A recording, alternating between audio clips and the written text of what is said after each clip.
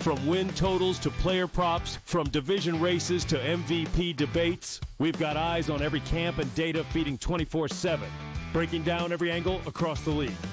Every pick, every edge, every line that matters. SportsGrid. Your road to kickoff starts now. He played with Bobby Mack, literally had a nervous breakdown the entire round, and by the time they got to the fourth hole, he was losing by a stroke. It was, you think Tommy Fleetwood's a train wreck. You should have seen what this poor guy went through yesterday playing with him. Yeah, you know what I want to say in this too? Like, the winner gets the entire pot of earnings. The early line, only on SportsGrid. Paige Beckers. She does it night in, night out. She's been absolutely fantastic for a Dallas Wings team that really isn't going anywhere. We'll see what happens in regards to where they're going to end up in the WNBA draft, because obviously, if they win it, they're probably looking at her buddy, AZ Fudd, to be drafted next year. Betting above the rim, only on SportsGrid. The sharpest football contest show in the land, the Las Vegas Football Contest Show, focuses on Circus Sports Million, Circus Survivor, and the Westgate Super Contest, handicapping the games and releasing our contest picks every week of the season. With two former Super Contest winners, Brady Cannon and James Salinas, a former NFL player, Mike Pritchard, and over $1 million in contest prize money won combined, the Las Vegas Football Contest Show will have you prepared this.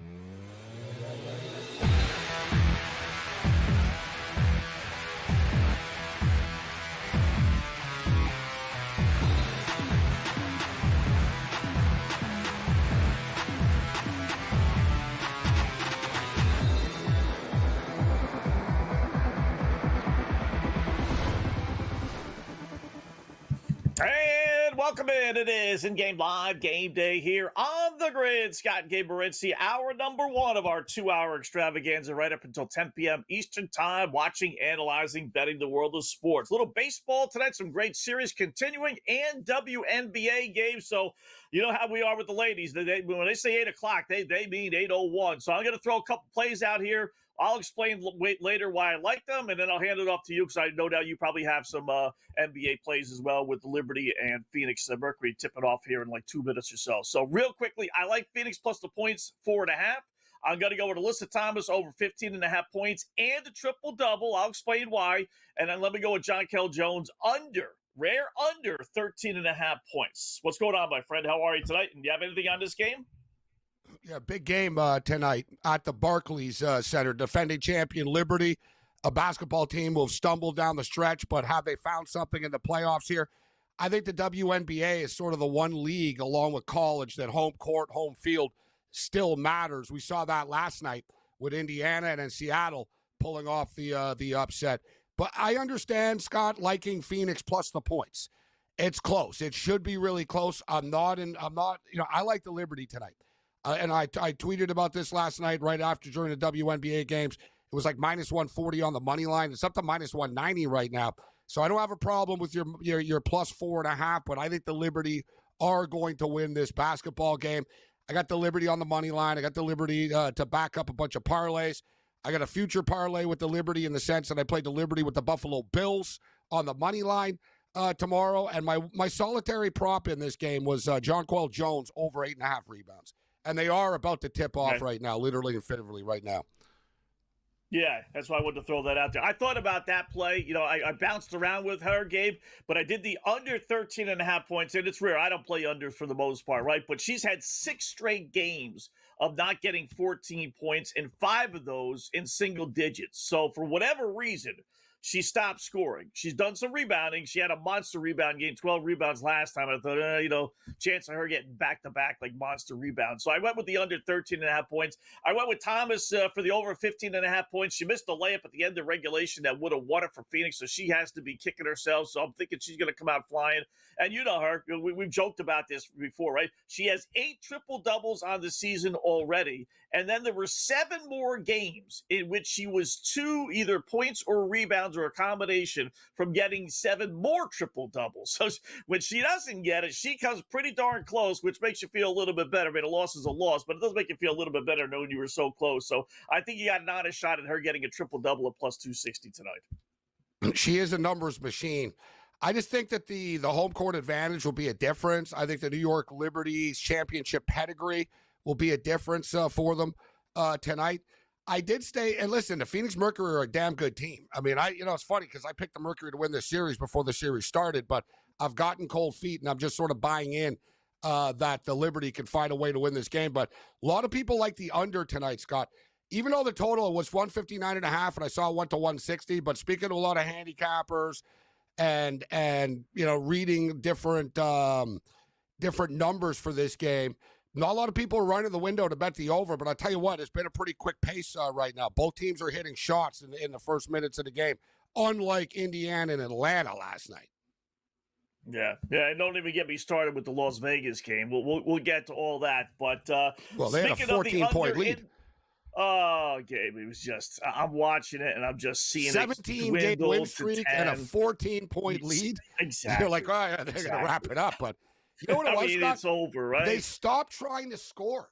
Like in the fourth quarter, they literally like they'd be right under the basket and be like, oh, you can lay this in right now. They'd kick it out and they'd milk the play clock. And Becky Hammond kept telling them to like milk the play. Like she was like, yeah, don't. She wasn't doing speed it up. She was doing the, milk the clock. That's all good, Scott. But if you're not scoring and the other team is chipping away, you got a problem. And then they ended up blowing a 14-point lead. They'll win tomorrow back in Vegas, but look at the crowd last night. That crowd was electric, like just over the top in Seattle, like shrieking loud. The WNBA, man, you got a lot of women in the stands. They're screaming. It gets really chaotic and loud in there. You got the drums and everything, man. WNBA games, Scott, are a real circus atmosphere. I tell you, that's why I'm expecting the Liberty to find a way to win a close one tonight. Yeah, an interesting little twist that I only saw one person report. The Golden State game later on tonight is not at their usual place. They had to move to San Jose for some goofy reason. Something else was going on in the building. So that this is not a traditional home game. I mean, it's home. It's Golden State. It's Sacramento. That's not good for them, but that's not the same arena. Yeah, it's not the same arena. Yeah, it's not the same arena. Different travel, different locker rooms, different gyms. It's not smaller, quite obviously a road game, but it's just different. So I'm curious to see if that plays a role with Golden State tonight. We'll get to baseball as well here, but Scott, I think even a bigger key here is the injury tonight for the Golden State Valkyries. Even though I think they're going to hang around tonight, just we saw it last night. Teams getting all these points on their home court in a must-win situation. But Tiffany Hayes is going to be out tonight, Scott. Averages 11 points a game on a basketball team that's kind of offensively challenged at times to begin with. You know what I'm saying?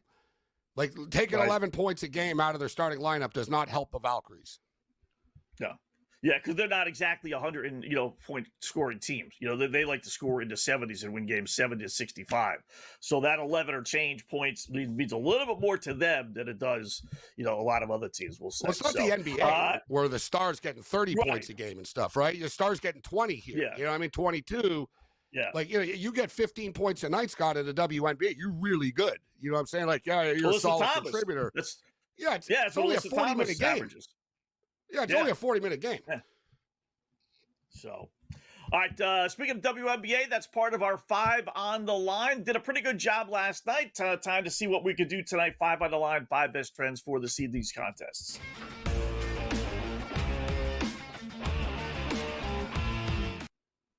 A nice little 4-1 last night. Got lucky, I suppose, with the Phillies and Dodgers. Hit with Philadelphia in the over. We hit with Houston. We hit with Arizona. The only one we lost with was Las Vegas, which is the one we thought was the most confident at pickup, basically. So 4-1.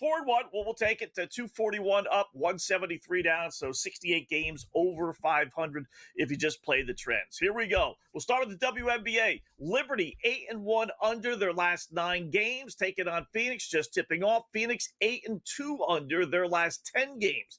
That's a combined 16-3 under, folks, including game 1 that went under, even though it went to overtime. So trade-wise, under 159.5 Phoenix against the New York Liberty. Baseball for the next 4. Colorado, right? The numbers are gaudy. We all know that. 3-16 their last 19, 1-9 their last 10. Miami's nothing, easy to lay wood on the road with, but trend-wise, Miami minus the 160 at Colorado. Right back on Texas and the Houston game like we had last night, right? Texas 13 games now under 500 on the road. Astros 13 games over 500 at home. Games at Houston. So let's grab the Astros getting odds with Jacob deGrom on the hill for Texas. Houston plus the 114 against the Rangers. Philadelphia, we'll use that. Same thing. Double winner last night. Let's go right back to it. Philly's red hot. Now 10-2 against the Dodgers. 11-2 last 13 overall. Give me Philadelphia plus the 122 against the Dodgers as the trend play. And then the coup de grace, creme de la creme.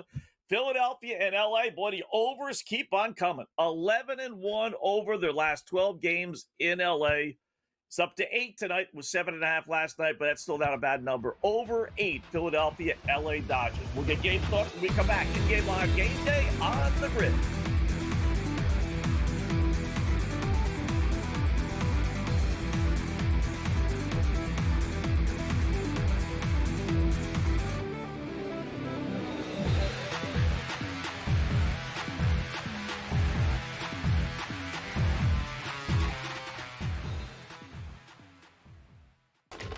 Enter into the magical world of McLuck.com, where even the smallest of spins can win real cash prizes. Adventure into over 1,000 of the best Vegas-style slot games. So what are you waiting for? Unlock your free welcome offer today. Join the fun where winners play and players win.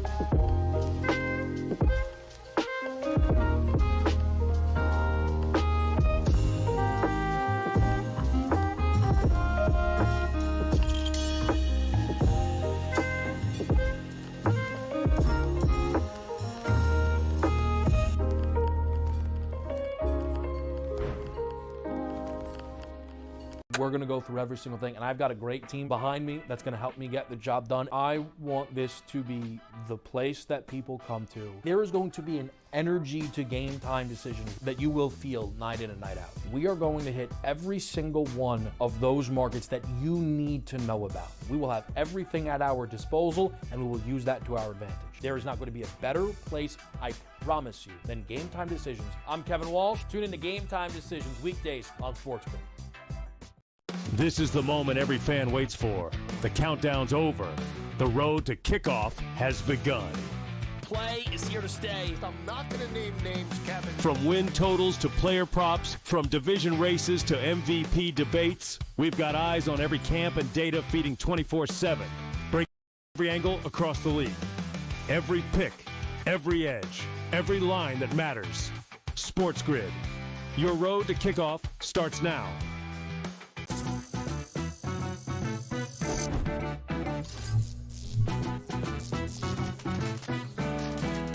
Did you know sportsbooks tend to draw up tighter bet lines for events that get even more bettors, like championship games or major matchups? My tip, try betting on less popular sports. You might have a better shot at beating those odds. Now, go get lucky. See you in Las Vegas. Let's get lucky.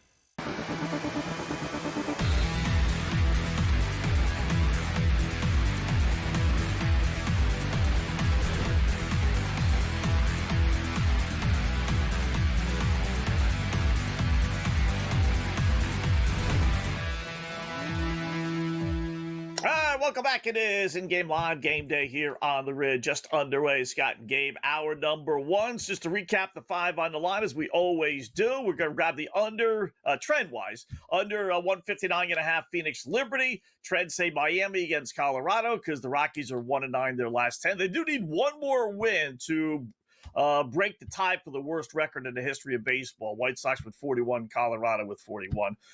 Houston plus the 114 as they're 13 games over 500 at home. And in Philadelphia, against the Dodgers, as they are now 10-2 against LA their last 12 meetings, and over 8 Philadelphia Dodgers, 11-1 over last 12 at LA. So we are set with our 5 on the line against 68 games over 500. So decent little slate of baseball here, Gabe, in addition to the WNBA.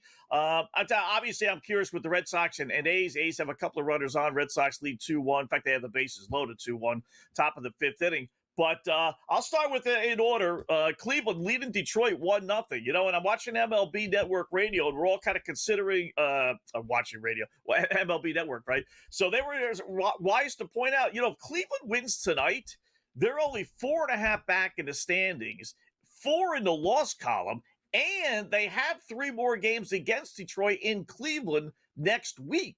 So, we're all talking about the wild card for the Guardians and all these other teams, but, that would be one heck of a collapse by Detroit, but the Guards are playing great. The Tigers are not, and the fact that they have that 3-game series in Cleveland next week, boy, that would be some collapse if Detroit would actually not win the AL Central. Still a lot of baseball left in this game. Bottom of the 5th inning right now. And in fact, Tigers are plus 155 just from a betting standpoint. That's a pretty nice number for a home team that are only down by a single run. Red Sox just got out of a bases loaded jam. Athletics had the bases juiced. Wow. As far as the Dodger game tonight, it does, listen, I thought, I brought it up last night. I think Kurtz was on last night, and I said it feels like an over. Just even with Ohtani and even with Sanchez on the hill, because of the potency of the lineups, the bats. Either team is capable of scoring like 6 runs in an inning, but the Dodgers bullpen gave up 9 runs last night. Ohtani had a no-hitter going into the 5th inning, and the bullpen blows it up again. It's become a serious issue for the Dodgers. But tonight, once again, you've got a really good pitcher on the hill for the Philadelphia Phillies. And you got Blake Snell going for the Dodgers. Luzardo's been straight fire, guys. So I'm looking at the under tonight. And now, like you said, it's at 8. Luzardo's got 25 strikeouts in his last 3 starts. For the record, it's 6.5, but he's gone over this number in his 4 of his last 5 games. But the Phillies don't hit Blake Snell. There's not a large he's 0-3 for the record in his career, Blake Snell, against the Phillies, but they're batting $161 against them, guys that are on the team right now. That's incredibly low for an average. And conversely, the Dodgers don't hit. Like Ohtani's 1 for 10. Betts is terrible against Luzardo. The Dodgers can't hit Luzardo, and they hit 221 against him. I think tonight is an underplay. And tonight is one of those games, Scott, where even the Dodgers have must-win games sometimes to stop the bleeding. And the way that the last 48 hours have gone for LA, the fact that they've lost 10 of 12 to the Phillies, it's starting to become a thing right now. The Dodgers need to win tonight's game. I think they will. Yeah. It's funny, Gabe. Last night's Dodger game gave fans who think the Dodgers are still going to win the World Series ammunition, and then the fan who thinks the Dodgers are overrated, whatever, are done ammunition. I'll explain. First, they lose the game 9-6, right? And how they lost it. Their bullpen imploded. And I think most people that say the Dodgers aren't going to win, it's because their bullpen isn't any good. But for the Dodger fan who thinks, okay, whatever, who cares? Last night's game is it. There's no way in the world, if this was a playoff game, Ohtani throwing a no-hitter with 68 pitches would be taken out of the game and a scoreless game after 5 innings. But they still just don't take this regular season seriously. Ohtani's pitched enough now, Gabe, where he could go 90 pitches if they really wanted to. For goodness sake, he's been pitching now for 2 months. Yeah, but he's not ready by now. When is he? But they're looking care. at the World Series, though. That's what I mean, though. That's why if you're a Dodger fan, you don't worry about losing 9-6 because we quit on the game after 5 innings. It's a good point that the Dodgers bullpen's problems won't be as magnified in the playoffs because the pitchers will go longer. And the Dodgers are one of the teams that use their starters as relievers as much as anybody, right? Who was on the hill in a big closing spot when they won the World Series last year? Walker Buehler was, right? They don't trust. They won't trust, these guys. But the thing was last year, their bullpen was good last year. In the playoffs, they went 23 innings without giving up a run type of deal. People are going to, think about Freeman's home runs and Ohtani or whatnot, but to win, you can't win a World Series with a bad bullpen. Let's just cut to the chase. You can't. It's the most important. You need a good bullpen because as good as your starters are, they won't be in the game in the 9th inning when the game's tied or the 8th inning. And not all starters are good at coming in that situation if they're not used to it. So, but it is true, Scott. But I think your take was very bang on that the biggest weakness that the Dodgers have in the playoffs will not be as big of a weakness in the playoffs as it is now. It'll be minimized. And we talked about it, bro. Like, their rotation is so deep, they're going to have a Kershaw coming out of the pen. They're going to have an Ohtani coming out of the pen if they want, right? They're really going to be able to mix and match things as they go along on a game-by-game basis. Yeah. So it should be interesting. Can't wait for the postseason. Got a couple good teams. And when I say good, I mean, good and favorites trailing, which is always the great in-game live spot, right? You got Toronto down 1-0, only bottom of the third. They're getting plus 150. That's not too bad. You could go on the Tigers, as Gabe mentioned, only the 6th inning. You're at home, plus 168 in a 1-0 game. That's not too bad. A's just did tie up the Red Sox 2-2. The A's just tied it. So they didn't get out of the jam. They changed pitchers. I thought they were getting out of the jam. And it's still bases loaded, 1 out right now. Right. So this could get real ugly for the Red Sox. Yankees were down a second ago, 2-1, but they just tied it. So somebody must have hit a home run because there was nobody on base. Trent Grisham, home run. I tell you, that guy's been on fire. He'll tell you what, you don't hear too much about him, but he's had a great year for the Yanks. So that's 2-2, but still 2-2. Yankees minus 150. So we'll check the board. We'll check the WNBA when we come back as well. And RSVP.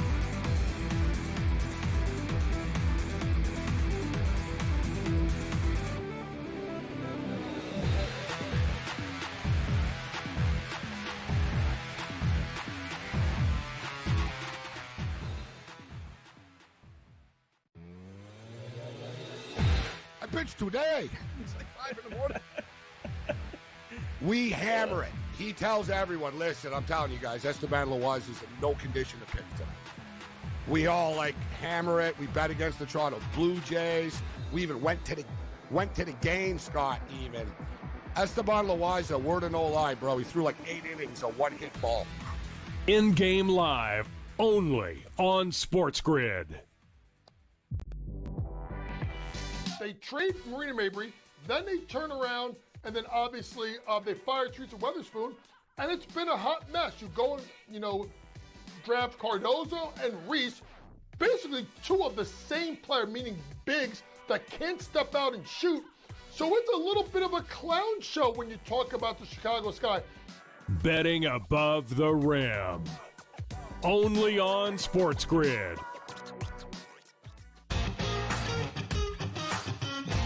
He says, you can't get in a position, Tiger, Rory, Justin Thomas, those guys are this tall. You're never gonna be as flexible as them. You got a lot more leverage and you got a lot of more moving parts than those dudes. The Smiley Show. Only on SportsGrid. I like the shadows coming in, Neyland Stadium. Show me those 3:30. Joe, Back in the played day, all our games on Saturdays. Maybe one or 2 games on a Friday night away. I always loved that. Same thing in college. Hated Friday night football games in college. I understand why they do it prime time and we have to play. But going back to when we grew up, Keith Jackson. Yeah. Action. Throw another pancake on that plate. Yeah, let's go Keith Jackson. That's my guy here. SportsGrid's College Football Today.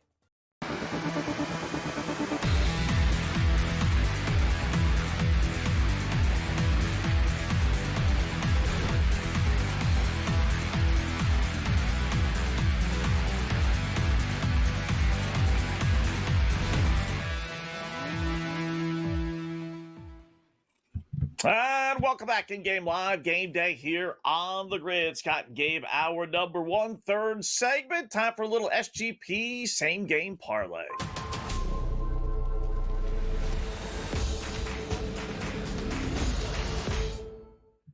You know, if you told me back in April that I'd be putting hard-earned American money on a Miami-Colorado Rockies game in mid-September, I would have told you you're nuts. But you know what? In honor of the 22,764 people that at least bought tickets for last night's Miami-Colorado game, I'll pay homage. And you know what? If you're willing to buy a ticket, I'm willing to put an SGP together. So let's use Miami and Colorado. Miami minus the 162 or so, depending on where you do your shopping. Let's start there. I'll take the Marlins. They're 5-1. Their last 6 games, they're playing better. Told you earlier, Miami is 1-9 their last 10. Otto Lopez, who's he? I don't know. All I know is he's like third on the team in runs scored. Give me Otto Lopez to get 1 run for the Marlins. Heriberto Hernandez, who's that, Scott? Again, I don't know. All I know is he's like the 3rd, 4th, 5th best hitter for Miami. Their top 2 aren't playing, so I just went down the order and said, all right, who's next in line? Hernandez is playing. Give me a hit for Hernandez at minus 280. Give me Hernandez on a run at minus 130. I'm only minus 130 for Heriberto Hernandez. And then I'll go back to our 3rd inning tie, which was the piece that killed us last night. Otherwise, we would have hit a nice 12-1. 3rd inning was not a tie. It was 1-0 last night, unfortunately. So, but we'll go right back to the 3rd inning tie, Miami, Colorado. Add it all up, and it pays only plus 672. What do you think, Gabe? Can I convince you to put a couple shekels on it? No. I wish you the best of luck, but I don't really have any interest in it. I wouldn't bet Monopoly money personally, but I wish you the best of luck. I can't believe that. How about that? I like to see video of it. I like to see video of actually 22. That's in really? The Marlins and the Rockies do 22,000, but that's what they're claiming. On a Tuesday. I want to see pictures. Like, are there really 22,000 people there? Like I said, I don't know. Maybe the beers are $2 there or something like that. Yeah, like, midweek special or something. Some wild stuff, man. That they draw. Like I said, if I was a Texas Rangers, I'd be scratching my head and saying, "Why do I spend all this money? What do I win a World Series for?" Like, and all kidding aside, that's why a lot of these owners don't care about winning. They make more money than the teams that win. Right? Like, I'm not kidding. Yeah. Like, think of the Texas Rangers, guys. The Texas Rangers spend like $280 million. Like, they're the 3rd, 4th highest paid. Like, there's the top 5. The Mets, the Dodgers, the Phillies, the Rangers, and the Blue Jays. Right? The Blue Jays are ahead of the Rangers. So there's your top 5. But think about it. Like, if you're the Rangers, why am I spending nearly $300 million? I win a World Series, and we draw less fans than the Colorado Rockies do. Yeah. So you better want to win. I mean, like, you know what I mean? Like, the owner has to want to win. And a lot of these owners don't care about winning, right? They care about the money. They care about owning a team and its prestige of it and stuff. But they don't care about a World Series ring and stuff. It doesn't mean anything to them. Like, you know what I mean? In their mind, there's a famous story with OJ years ago. OJ went in and told Ralph Wilson. Here's a story that involves OJ without him killing people. But he told Ralph Wilson in like it was like 75, 70, it was 76 or so. The Bills made it like to the conference championship game, and they lost to the Steelers. And the Steelers were like the best team in the league at the time. And OJ told Ralph Wilson, listen, we're really close for real. He goes, I think we can win a Super Bowl, but he goes, you're going to need to sign this guy. And OJ like suggested a couple of players. He goes, we need to keep these guys, and you should, go out and get this guy, and I'll promise you I'll get you a Super Bowl. And Ralph Wilson told him, OJ, what do I want to win a Super Bowl for? If I win a Super Bowl, he goes, I'm going to have to pay everyone as much as I pay you, and everyone's going to come in here. He goes, things are good the way that they are. OJ left for San Francisco after. Wow. Yeah. He realized that, You know what I mean? Yeah. The Pittsburgh Pirates owner recently said the same thing to their fans. Would you rather not have a team, or would you rather win? Well, how about both? Like, don't give me this, like, charity of the poor, Scott, that, I'm doing you a favor by owning the Pittsburgh Pirates. Then if you don't want to win, sell it. Sell it then. Yeah. Like, they all cry poor, Scott, in baseball. Oh, it's not fair. Then sell the team. If it's so unfair, sell the team. They create enough loopholes, whether it's football, which has a pretty hard cap, but enough loopholes for allow the owners that if they want to win and go sign players, you can do it.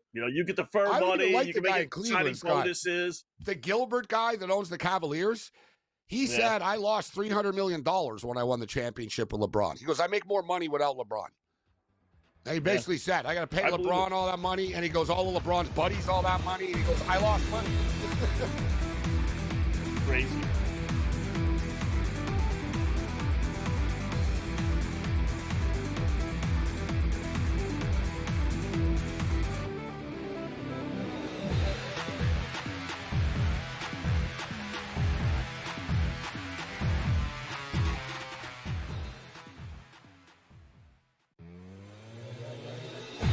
I pitched today. It's like 5 in the morning. We hammer it. He tells everyone, listen, I'm telling you guys, Esteban Loaiza is in no condition to pitch tonight. We all hammer it. We bet against the Toronto Blue Jays. We even went to the game, Scott, even. Esteban Loaiza, word of no lie, bro. He threw 8 innings, a one-hit ball. In-game live, only on SportsGrid. They trade Marina Mabry, then they turn around, and then obviously they fire Teresa Weatherspoon, and it's been a hot mess. You go and, draft Cardozo and Reese, basically two of the same player, meaning bigs that can't step out and shoot. So it's a little bit of a clown show when you talk about the Chicago Sky. Betting above the rim. Only on SportsGrid.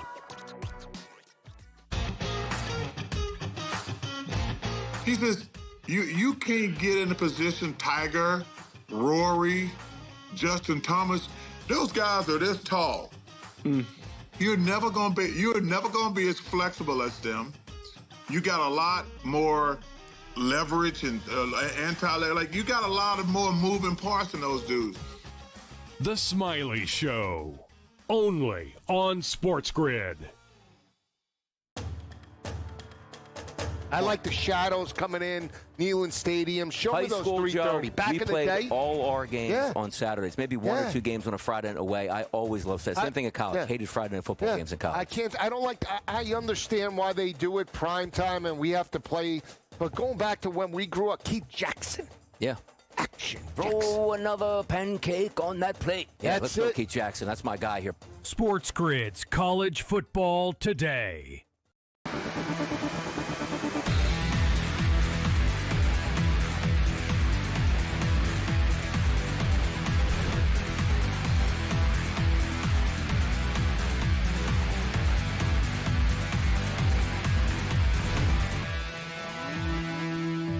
All right, welcome back in Game Live. Game Day here on the Grid. Scott and Gabe. We got WNBA, we got baseball, we got a good buddy, Cam Stewart, who joins us now, Sports Grid host. You see it here all the time here on the Grid. Cam, let's start a little WNBA. I don't know if you have anything on Phoenix and New York, this first of two. Phoenix has just grabbed a 5-point lead. I will say 32-27. Game's on New York. I'm on Phoenix. It's pick'em right now. Do you want to jump in over-under? A lot of points, 32-27, early second quarter. Over-under is 170.5. Do you have anything on this game? No, the late game I do have an opinion on. And Gabe, on our daily podcast, we brought up a really good point. You talk about the Golden State Valkyries and what a season. You know what I mean? You're this team, you come out there, you got great attendance, whatever. I get it. The Minnesota Lynx, there could be arguably the best team in the WNBA. You want to give me 10.5, 11 points, though, for a team that's going to grind? I'm down with that program, guys. I think they can hang in the game. By the way, the Blue Jays just almost hit a 3-run jack. Great catch over the wall by Tampa Bay. If we can get a number on these guys, the only issue I have, they're minus 140. I could accept that. The only issue that I have, guys, Gossman's already at 52 pitches. I hope he can kind of slow it down. They've been very, very patient at the plate and trying to pitch him out. But I know one thing about this Blue Jays team. They're finally going to get to see more tonight. So give me the Blue Jays live, guys, minus 140. Scott, you mentioned the pick'em. Just like that, the Liberty, all the talk about, it's up to 5.5 and all the steam on the Liberty. Man, you can get them at a pick'em suddenly. Just moved to minus 130. Yeah. I got a 170, 1.5 right now. It is higher scoring. The pace is very brisk. Both teams are making shots, and there's a little bit of pendulum swing right now early in this game in the second quarter. Phoenix's players are very fired up right now. New York just called a timeout to chill things out. But it's only a 5-point game. Should be a very dramatic game. One thing, Cam, you had Valkyries. Scott brought up a good point. We got to look it up, Wetzel, actually. Who's playing? I want to see. What did they get bounced for? Maroon 5? Like, who's the jackass band that bounced the Valkyries from their arena? I don't know. They better be better than Maroon 5 to bounce them. I hope that. What's the name of the arena? Off the top of my head, let's see if I can get this. Is it the Credit I know the First? San The Credit First Arena? I think it is. Let me see. Credit Bank or Credit First. I know. I've seen you. I've been there. It's right near the baseball stadium. It's right on the pier there on the waterfront. What's it called? I want to look up and see who's playing there. It's bothering me. First Credit? I'm going to their. You got to go to the last home game, which was against Minnesota. Oddly enough, does it say the name of the stadium? It doesn't. The point is, Cam, they're playing in San Jose tonight. Okay. Yeah, they're playing at San Jose State's campus tonight, where the San Jose State Spartans play. It's Chase Center, right? Home of the Golden State Warriors, Jerry Chupin 19, previously funded. Yeah, I got Chase Center. That doesn't even sound right. But anyway, so you're telling me. I think it might be the Chase. Yeah, it is the Chase Center. They're playing in San Jose tonight. That really hurts for a team. That is, like if their fans were there in a regular you know what else hurts, Cam? They're without their leading scorer, and Tiffany Hayes, too. Yeah, that's a problem. Yeah. That's why we're getting. And Kayla Thornton's out. Like, there's a reason. Like, guys, the Valkyries were really, really good this year. We all knew that. They're covering spreads. They're 26-17 to 1 against the spread. But if you'll notice, they stumbled over the last week and a half, type deal. They were without their players. They're without 2 starters. So, like, tonight, it's going to have to be, like, one of these gutsy efforts tonight. Like, they're point blank without 2 starters tonight. That's why it's 10.5. What do you guys think about the total of that game? Golden State's going to want to slow it down, probably in that game, limit possessions to a more talented team. I'm not sure. You guys got an opinion of the total? Yeah, I think that's so I'm betting low. the over. Yeah, me too. It's kind of like Golden State in the under or Minnesota in the over, Cam, but I think 151.5. Listen, there have been a lot of Golden State games that have gone under. But for the most part, that's a real low total for a WNBA game. So I did obviously almost 180 points in game 1. They've had a couple in the 160s and 150s early. They only really had the one blowout to close out the regular season that didn't even approach that number. So I like the over too. Yeah, guys, we talk about it. Gabe's jokes about it. He's like, these golfers, they never sleep. I'm like, it's unbelievable. But there's no PGA tournament this week. But the Europeans, the DP World Tour, are playing. And they're playing in France. But if you look at this field, there is no Ryder Cup players on either side. It's just guys coming over. International players could play. Corey Connors from Canada is representing this field. So we're getting the DP World Tour without the best guys in the world. And let me tell you guys something. I would have taken this guy if this tournament wasn't in France. I watch a lot of golf. Hey, by the way, Scott, Gabe, we hit Noren last week at 40-1. He won in a playoff versus Adrian Sattier. Adrian Sattier in his last 2 events has finished 2nd, 5th. As I mentioned to Gabe on the podcast, he won the Italian Open. He's been very, very solid this year. And he's been playing tough courses. So 25-1 for all you guys wanting to bet golf. This is a weekend field and a really hot golfer. That makes a lot of sense for me. Watch out for Adrian Sattier. I think he'll be a future member of, I guess not the Ryder Cup team, but from Britain or whatever. He's a French golfer. President's Cup. This guy's amazing. Yeah, President's Cup. That's exactly it. President's Cup. This kid's the real deal. Watch out for him. For the record, I found out what's going on at the arena. Took me a couple of minutes, but I dug down. Yeah, it's the Laver Cup, which I actually went to last year. The Laver Cup was in Vancouver last year. It's the top tennis players in the world that go head-to-head internationally. So, the Laver Cup begins on Thursday, and I guess it takes them a couple of days to set up that arena into a tennis. Like, they can't just flip it over like they do with a hockey, basketball. Yeah, basketball. Yeah, it's just driving me crazy. Like, what's going on there? Yeah. And even on their website, it says SAP Center, so it sort of directs you to San Jose. You know but, tennis is taking over the arena. Yeah. Here's the dopey WNBA though. Like they didn't think they were going to make the playoffs. No, I understand that, but when they realized they did, they could have had them play on the Saturday Tuesday schedule versus the Sunday Wednesday schedule, or the everyone played on Sunday. They could have had them play on the Sunday Tuesday schedule versus go Sunday Wednesday if you knew you couldn't have the facility Wednesday. I'm sure they could have had the facility last night. Right? I mean, Yeah, Maybe well, they won't change everything. I don't know what they had over the weekend and all that, but Yeah. listen, I will judge on the sense that the WNBA didn't get it right and don't know what they're doing. I'm not going to I'm not going to argue that point. Yeah, it's true. I let Koepka 40-1, Cam. Is he so far down the line now that he's not even touchable? Scott, Brooks Koepka, he's not in my opinion, is one of these guys. If you talk about the player that was hurt most by going to live, it's him. I'm not saying done, but it takes a while to get it back. This also guy, him and his woman are out in the town in Miami, riding around in fast cars and stuff. Like, I remember when he first came out, he was a bully who said, I want to beat everybody's ass in. Now he's like, I made money. My wife's hot. I'm doing okay. Like, I just don't think, I don't know for a fact, but I know when Brooks Koepka came out, he worked his ass off. He was at the range all the time and stuff. You don't see that stuff anymore. He's not the guy that, like Bryson DeChambeau does way more stuff than Brooks Koepka. I think Brooks Koepka's living his life. He's loaded. He's won majors. But I'll tell you one thing. I think he has the fire, but he needs more of it if he wants to get back to business, because these players across the world are very solid. Goes to show, right, Cam? I mean, you would know more. It does go to show, like, if you're not, like, practicing 24/7, you're going to be good. You'll be on the tour. You'll finish top 20, top 25. But you're not going to win tournaments, are you? Unless you are really, really dedicated to the game. It's a different game now. Like, guys like Fuzzy, he got like $150 million, bro. I know. I know. So it's different. Listen, I don't blame You're going to lose your hunger. But you're going to lose the hunger. Yeah. Because some guys don't play all the time. Like even Scheffler. Yeah. Scheffler says, I don't practice all the time. He says his story. No, I put the clubs down. I sort of show up and you know what I mean? He's sort of in a zone. I know what you mean. You got to be focused. When he practices, Koepka's become Dustin Johnson. Yes. And also about Scotty Scheffler, there's a misconception. When he practices, he could be out there an hour or two longer than the other guy. Sure, he takes breaks, but he's there and dedicated. The guy's a machine. All right. Cam, you got some baseball plays? You want to hang on? We'll go get your baseball thoughts on the next segment. Okay.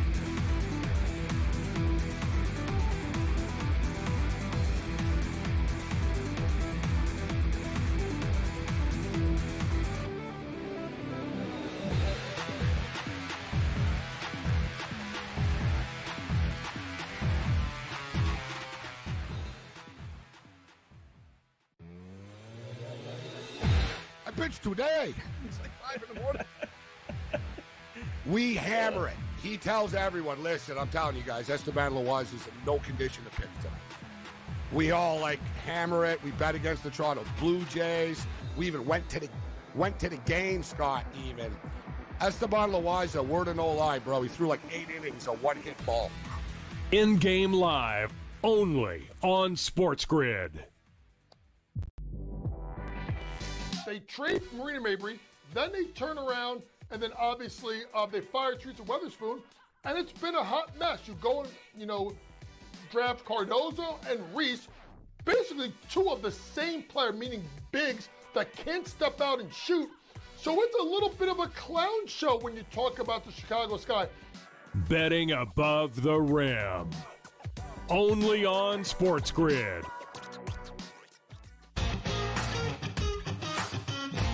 He says, you can't get in a position, Tiger, Rory, Justin Thomas, those guys are this tall. You're never gonna be as flexible as them. You got a lot more leverage and you got a lot of more moving parts than those dudes. The Smiley Show. Only on SportsGrid. I like the shadows coming in, Neyland Stadium. Show me those school, 3:30. Joe, Back we in the played day, all our games on Saturdays. Maybe one or two games on a Friday night away. I always loved that. Same thing in college. Hated Friday night football games in college. I don't like. I understand why they do it prime time, and we have to play. But going back to when we grew up, Keith Jackson. Yeah. Action. Throw another pancake on that plate. Yeah, let's go, it. Keith Jackson. That's my guy here. SportsGrid's College Football Today.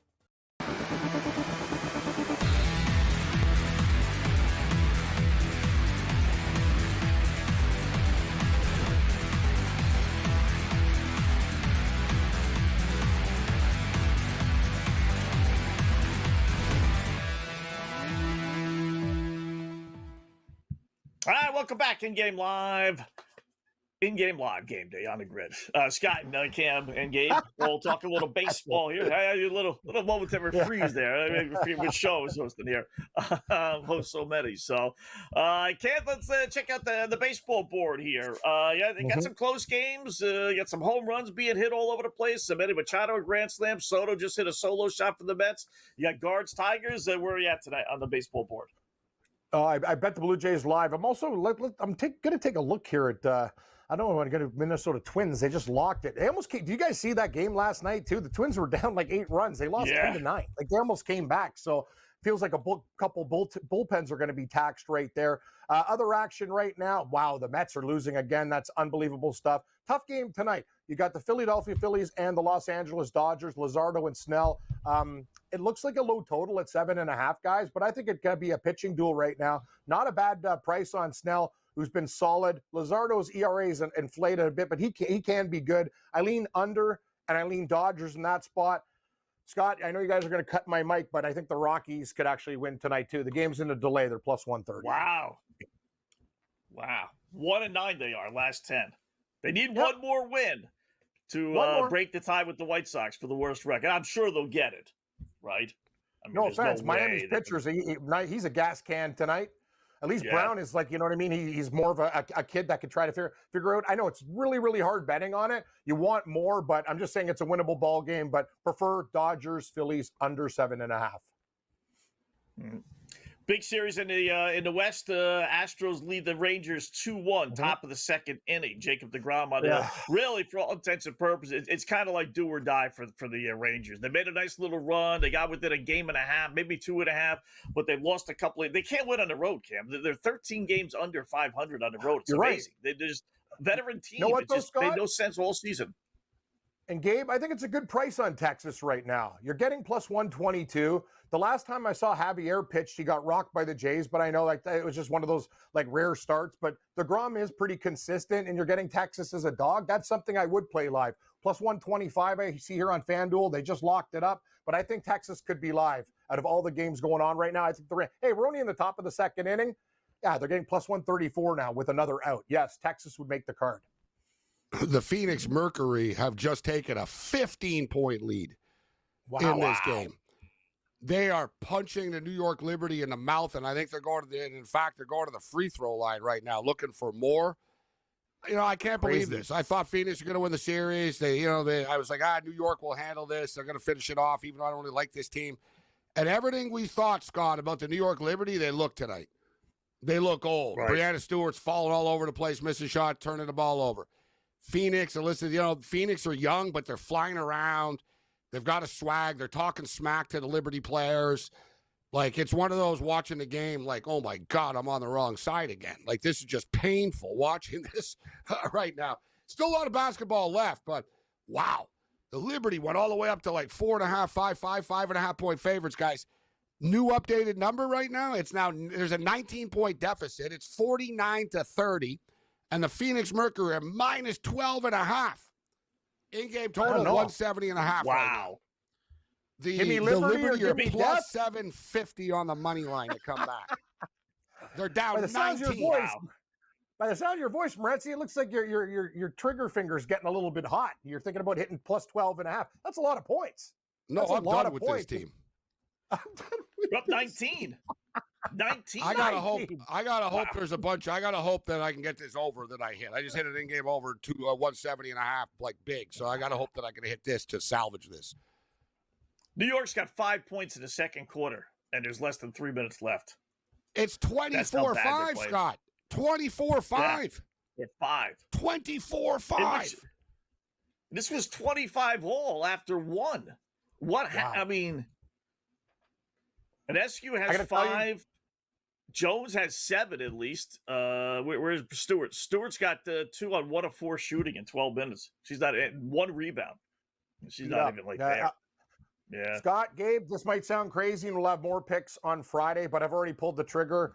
One game in the NFL, and I love the New Orleans Saints this week. That usually doesn't. I'm telling you, 7.5 against Seattle. Seattle's my team. I think that's way too many points. I actually love this game. They played competitively against, Arizona. You know what I mean? They were hanging with San Fran last week. Seattle better on the East Coast. I will take the points. I've already bet. I think that hook-in could be important with the Saints. I know you guys are going to think I'm crazy, but is that more crazy than the Rockies? No, Rockies is a little bit stupider.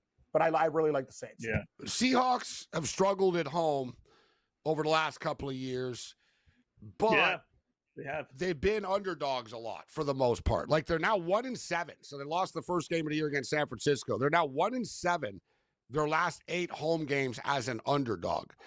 But when they're an underdog, what does that mean? It means they're usually playing a good team. Good teams usually have a lot of fans, right? So we saw San Francisco, a lot of fans are taking that building over suddenly now, right? We saw a San Francisco fan take it over in week 1. I'm a Bills fan. We took it over. It was like a Bills home game last year, and the Bills smoked them in Seattle. How many fans do the Saints have that are going to Seattle? Like 12, 6? Not many. Nah. I'm not even caring about the fans, really. I just think the numbers and the Seahawks know as well, like, that they've got to play for the 12th man, right? So this could, like, you know what I mean? I hear you, Cam. It's a lot of points to be laying. I don't know how you feel, Scott, about it. It's a lot of points to be laying, but this could be one of those that Seattle just lay a beat down on someone finally. They could. Yeah. I'm just looking at the board, Gabe, and it's ugly right now. Like, I'm looking at, like, Panthers, and I'm looking at, like, Titans to fight a home dog and, like, crazy stuff. It could be one of those weeks. I know chalk happened early in the college football, but I think there's a lot of dangerous dogs that people are going to lay off. Like Denver. I know the Chargers look great, but like, divisional game. I don't know. This could be amazing, or it could blow up in my face, but that's what I'm looking at in the NFL right now, guys. I think a lot of crazy stuff's going to happen this week. There's too many backup quarterbacks this week in the NFL. Yeah, there's a lot. 5 or 6. I trust Browning, though, Gabe. You saw him. He's the reason why they covered against Jacksonville. Burrow goes down. Browning, yeah, sure, he makes a couple of mistakes, but bam, bam, bam. He came back in that game, and they covered by the hook because of him. He's a very serviceable backup. I think he's fine. Yeah. Laying the 12 tomorrow? Yeah, probably, Scott. I'm going to find a way to put the Bills in a lot of different things. I can't bet Miami, and I love dogs. Yeah, 3-team tease is the way to go. Thanks, Cam. Later, guys.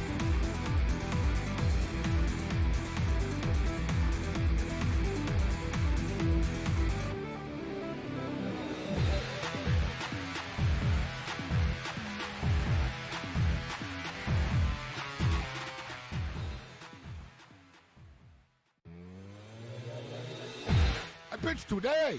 It's like 5 in the morning.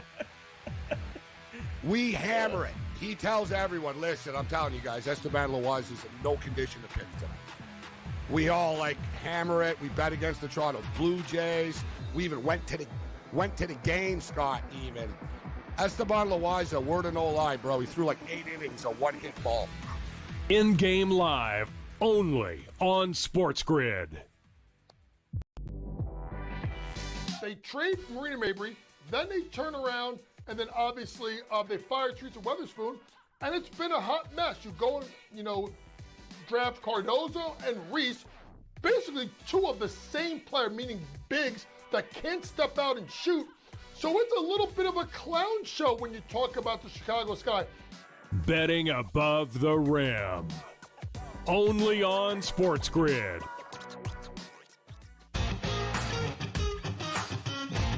He says, you can't get in a position, Tiger, Rory, Justin Thomas, those guys are this tall. You're never gonna be as flexible as them. You got a lot more leverage and you got a lot of more moving parts than those dudes. The Smiley Show. Only on SportsGrid. I like the shadows coming in, Neyland Stadium. Show High me those school, 3:30. Joe, Back we in the played day, all our games on Saturdays. Maybe 1 or 2 games on a Friday and away. I always loved that. Same thing in college. Hated Friday night football games in college. I understand why they do it prime time and we have to play. But going back to when we grew up, Keith Jackson. Yeah. Action. Throw another pancake on that plate. Yeah, That's let's go, it. Keith Jackson. That's my guy here. SportsGrid's College Football Today.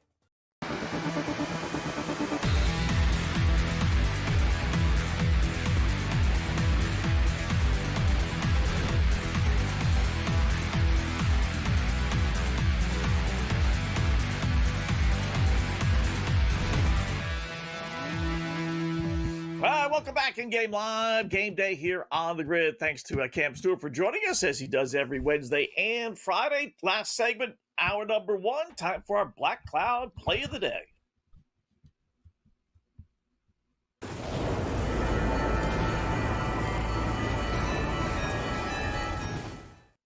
All right, limited schedule. I was going to use the WNBA game, but we got enough plays on that separately. So I really like, I'm going to hop on the Dodger-Philadelphia game here. And the way I'm going to go at it is I'm going to use Mookie Betts. I'm not going to worry about who's going to win, whether a lot of runs, less runs. Let me go with Betts. 2 bases. You're going to have to use 2 bases. You could just do 1 hit, but it's minus 250. And I don't like going over 2-1 on the Black Cloud. So 2 bases is actually like plus 110 for Mookie. He has hits. He was in a major funk, but he's definitely out of it. He's got hits in 15 of his last 17 games. He's got 2 hits or more in 8 of those 17 games, and he has 2 bases, which is what we need, in 12 of the 17 games. You got a lefty Luzardo pitching. His numbers aren't as good on the road as they are at home. Admittedly, Betts, the right-handed hitter, his numbers, lefties, righties, is almost identical as far as average goes, but it's always nice to know, okay, I got a left-handed pitcher on there with a right-handed batter. So I know number-wise, Gabe pointed out that historically he's not good against Jesus, but you know what? He's in a pretty good way right now. They need to win. They don't want to get swept by Philadelphia again. They really don't, even though for all intents and purposes, any race that they're in. Well, they still got to hold off San Diego, actually. So I give me Betts for 2 bases at plus 110. We'll just say pick them, whatever, as our Black Cloud play of the day, Gabe. Yeah, listen, I'm never going to argue with taking a Mookie Betts play. And, he could get at bats. He has struggled against Luzardo, but he could get a hit, and he could rack a double or a home run against someone that's not Luzardo in the game as well. Right. But his numbers, 11 career at bats. He's hitting 182. He's got 2 hits actually. So he's got 2 hits and 11 at bats, 1 double. So he has struggled. Same with Ohtani. Ohtani's got 10 at bats against Luzardo. He does have 1 home run, but that's it. He's hitting 100. He's got 1 hit and 10 at bats, and it's a home run against Luzardo. Freddie Freeman, he's done better. He's 3 for 8. He's hitting 375. There's not a big sample size here for the most part. But hey, I'm never going to get in front of Mookie Betts. He's my guy. All right. WNBA, we reached halftime. Liberty has hit a couple of threes here. They've hit a couple of threes. They're showing some life here. You know what helps? We need it. Like, just point blank. Sabrina hit a 3 from like a Steph Curry type 3. Like she was downtown from Long Island type thing. You know what I mean? It was like, and it was one of these high rainbow, like if this goes in, the arena's going to go crazy. If it doesn't, it's going to be a really like one of those moments. And it went in. They just hit another 3 right before the end of the half here. Not ideal for the New York Liberty, but they're showing signs of life. 51-37 at the half. They're down 14. Point spread down to 7.5. Money line plus 350. Phoenix are minus 500 on the money line now. In-game total 166.5. All right. I'll get a little greedy now. Like I have Phoenix plus the 4.5. You want to hedge, not middle, and not even hedge completely. I don't want to give up a winner like I perceive it as right now. But I'll take the Liberty. FanDuel's got a juice crazy, minus 152. I don't want to do that. But I'd rather have 8.5 at normal odds than 9.5 at plus 152. So they clearly don't want any more New York money. But I'll grab the Liberty plus the 9.5 for a little bit. I don't want to lose all my initial bet. I would just take the money line because you've already hit like I get it. I'm not going to tell you what to do, but I'm just saying you've already hit your. Let's say hypothetically you're going to hit that bet. You know what I mean? If New York comes back and wins the game, you could end up winning them both instead of nullifying them both. Good. You hit a plus 350 and you're plus 4.5. Because if New York wins, they probably don't win by 5. And I would think, how long before the plus 390 turns into even? Like they're down 14, Liberty. Well, they're going to come out like fired up, and like the Liberty season's on the line. They don't want to go back to Phoenix. They'll lose. Like they got to win this game. So I would imagine they're not going to get outscored 24-5. I would hope. I still can't believe that. Like girls, ladies, like, what are you doing here? You're killing me. Yeah. They got outscored 26-12. So they softened the damage. It was 25-4 and it ended 26-12. Right. You got 88 points in the first half. You need, quick math here, 79 in the second half for the over to hit at 166.5. I think you're going to get that, to tell you the truth. I'm surprised that number 166.5 is so low. I like the over. I'd play the over as well. All right, hour number 2 coming up next.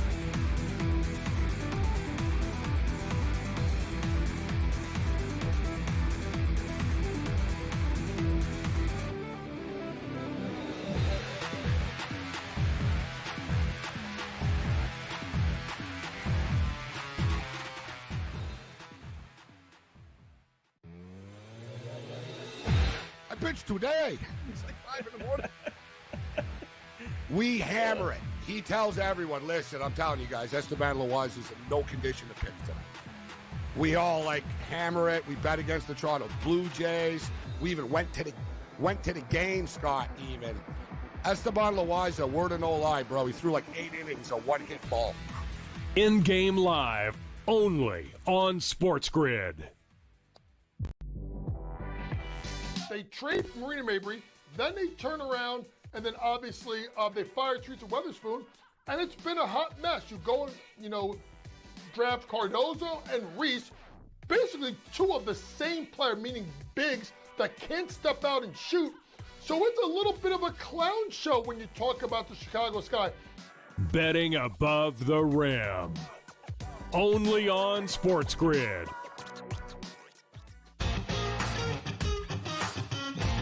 He says, you can't get in a position, Tiger, Rory, Justin Thomas, those guys are this tall. You're never gonna be as flexible as them. You got a lot more leverage and you got a lot of more moving parts than those dudes. The Smiley Show. Only on SportsGrid.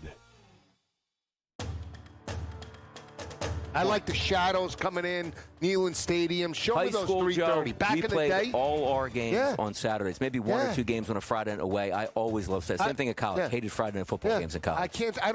I understand why they do it prime time and we have to play. But going back to when we grew up, Keith Jackson. Yeah. Action. Throw another pancake on that plate. Yeah, let's go, it. Keith Jackson. That's my guy here. SportsGrid's College Football Today.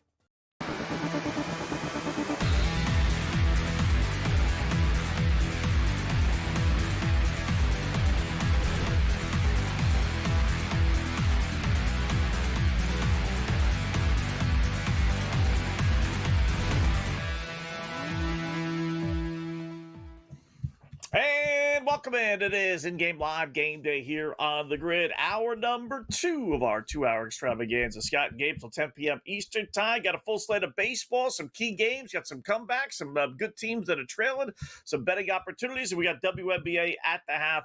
We got Phoenix trying to stay alive. These mini best of threes. They are down 1 game to none, but they do lead by 14, 51-37. Now 4.5-point dog to start. Now a 9.5-point favorite with the over/under at 166 and a half. Gabe and I following that, obviously, along with the baseball. Cleveland still 2-zip over Detroit. Bottom of the 7th inning. Tigers do have a runner on base, plus 420 now. Monster odds with 3 at-bats left. That's not too bad. Red Sox got a runner on. They're down 4-3 against the A's, plus 142. Mets down 6-3. That's locked right now. Bottom of the 6th inning. Manny Machado with a grand slam. And Kansas City has taken they were leading 3-0 over Seattle. Now it's 3-2, top of the 5th inning. So another good team going for their 11th straight win, plus 145, Gabe. Any interest in any of the baseball stuff? Yeah, I'm looking at the Boston Red Sox and hope I'm on the Red Sox and Blue Jays here. So as far as in-game is concerned, I got to worry about my pregame bets right now before the in-game. But you know what? The Boston Red Sox at plus 120. I think the Sox come back tonight, Scott. They're plus 120. Moved to plus 125 right now. So you're getting some nice plus money right there. You mentioned the Brew Crew rolling the Halos right now, 5-1. And I think also the Seattle Mariners are live at plus 165. Anytime you're getting, you're down a run, you're getting this type of number. But the Boston one is the one I've got my eye on watching the game right now. As you mentioned, runners on first and second. But you're getting plus 125, plus 130 with the Red Sox. They lost last night. I think they squeeze out a late inning victory tonight. Yeah, they're starting to screw around here a little bit. 2 days ago, oddly enough, coincidental perhaps, but the Red Sox sent out the postseason ticket requests. You got to get put in the lottery. This is who gets the right to spend money to get this postseason ticket. So they lose. They don't play 2 days ago. Too soon. Yeah, too soon. Exactly. I mean, listen, I get it. You're in a decent little spot here, but it's not, with this Guardians team doing what they're doing. They're only 2 games up in the loss column, but Cleveland's leading and the Red Sox are losing. It could be down to 1 game in the loss column. So there is absolutely no guarantee they make the playoffs, let alone buy tickets for it. So I didn't think they would lose 2 in a row either. So I played Boston tonight. Giolito's been pitching terrific as well, although he didn't tonight. But I didn't think they would lose 2 in a row to the A's. But you can't. A's We talk about it. I will say 5-1. Yeah, that's what I'm saying. We talk about it like you can never look at the schedule or a team's record. Baseball players show up on a nightly basis. It's such an individualistic sport, right? They're playing for themselves. I mean, your batting average counts for yourself. Your ERA and it's such a stat-driven league. You're playing for a contract. You're playing for your numbers. You're playing, to play for another team, to impress other teams. Right? So that's the one thing with baseball late in the season. And there we go, Scott. 4-4. Red Sox tie the game. And just like that, the plus 130 turns into minus 185. That was a weird number, right? I don't know. They had 2 runners on. Yeah. And they were giving you plus and money. And they were the ones batting. Boston, the home team. It's kind of weird, like you said. Yeah, I thought maybe they got out of the inning. I didn't want to say anything like, that's probably not the case. They probably, made that third out. But 4-4 now. They still got runners on first and third. 2 out, bottom of the 6th. Now they're minus 210, just like that, right? If you grabbed them at plus 135, like Gabe suggested, 30 seconds later they're minus 210, and if you wanted to, you grab the A's plus 154. And how many people too? New bettors out there that sort of, I like Boston, but let's see what happens here. Okay, you just saw what happened, but now it's minus 180. Yeah. I guarantee you somebody right now, I knew Boston was going to win, and they're jumping into 180. I should. I've done it myself, Scott. We've all done it. We do it every night here. They just scored. I'm jumping. We jumped in on the Twins over last night way too late in the game. Could have done it a few innings earlier. We all, let's get it on 20 and a half. We were a day late, dollar short, right? Early for the funeral, late for the wedding type of deal. But you got to be aggressive, right? And you're right. I was kind of amazed. You got runners on first and second, and you're getting plus 130, and you're only down a run? Yeah. Weird, right?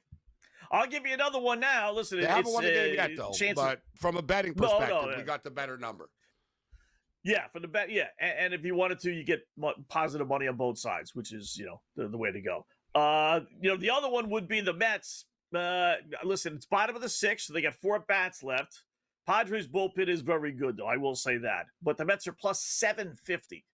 Down 3 runs. High-scoring game so far, 6-3. It's not 4-1. Both teams are hitting. You know what I would do? If you wanted to, I would go Mets plus 2.5 runs at plus 158. If you want to go conservative. You say, you get nice plus money. You don't even have to win. Yeah, he's got to cut the lead. Score one more run. And you get 2.5 runs. You're even getting 2.5 plus 158. That's down 3. That's a pretty good number with 4 at-bats left. It is. So a classic example is because San Diego are coming up to bat now.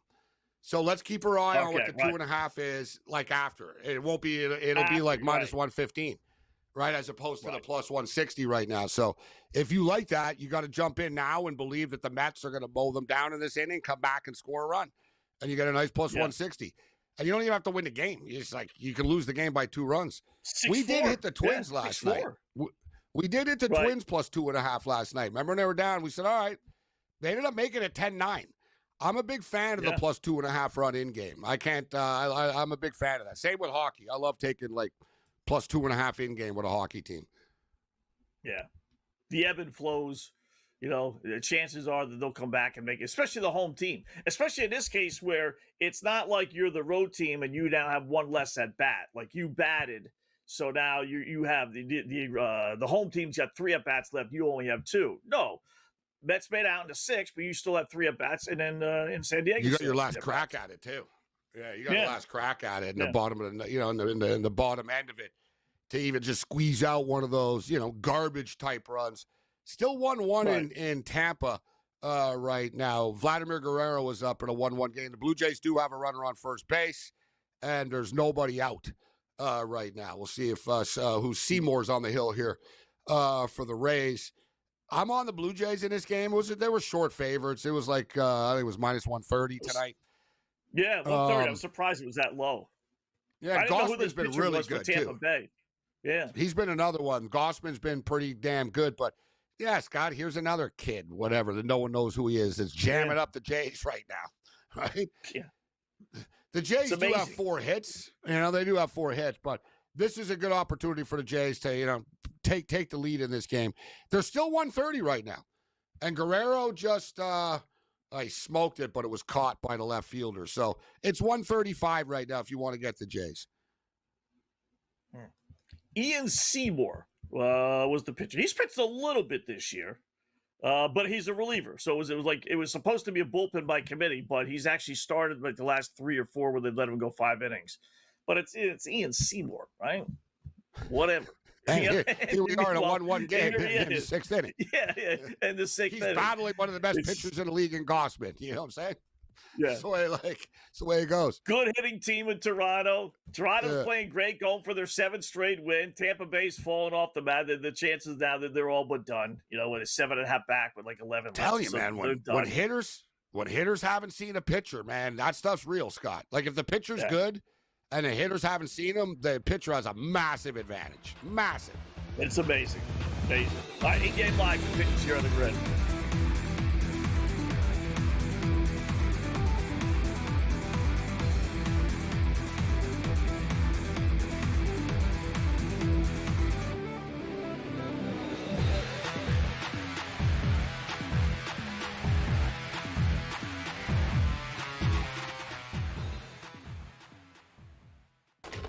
Enter into the magical world of McLuck.com, where even the smallest of spins can win real cash prizes.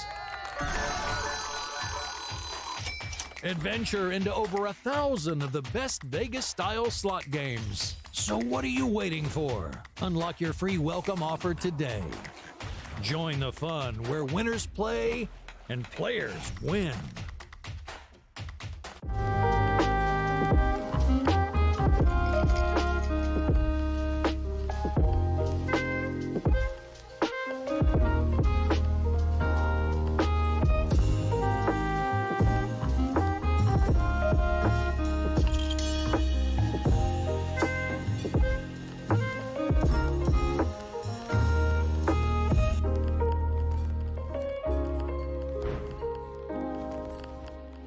We're going to go through every single thing, and I've got a great team behind me that's going to help me get the job done. I want this to be the place that people come to. There is going to be an energy to game time decisions that you will feel night in and night out. We are going to hit every single one of those markets that you need to know about. We will have everything at our disposal, and we will use that to our advantage. There is not going to be a better place, I promise you, than Game Time Decisions. I'm Kevin Walsh. Tune in to Game Time Decisions weekdays on SportsGrid.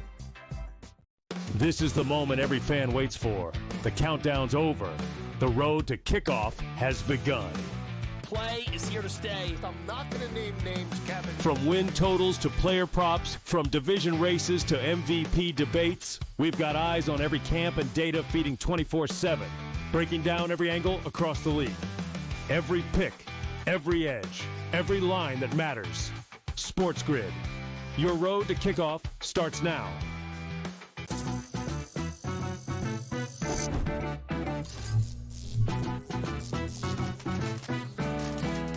Did you know sportsbooks tend to draw up tighter bet lines for events that get even more bettors, like championship games or major matchups? My tip?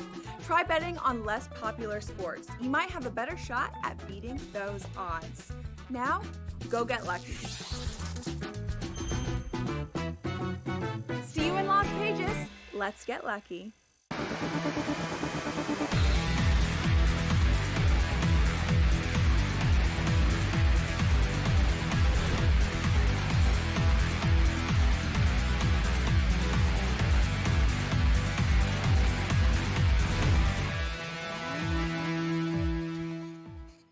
All right, welcome back in Game Live, Game Day here on the Grid. Scott and Gabe, we got baseball, we got WNBA second half underway. Big comeback in store for the Liberty, or will we get a deciding third game? They are third quarter, just underway, and we got Phoenix, which is down 1-0, leading at 51-37, down to 7.5. I don't even see any points being scored. Yet it's down to 7.5. It was 9.5, and then the over/under is down to 162.5 as minutes run off the clock with no points.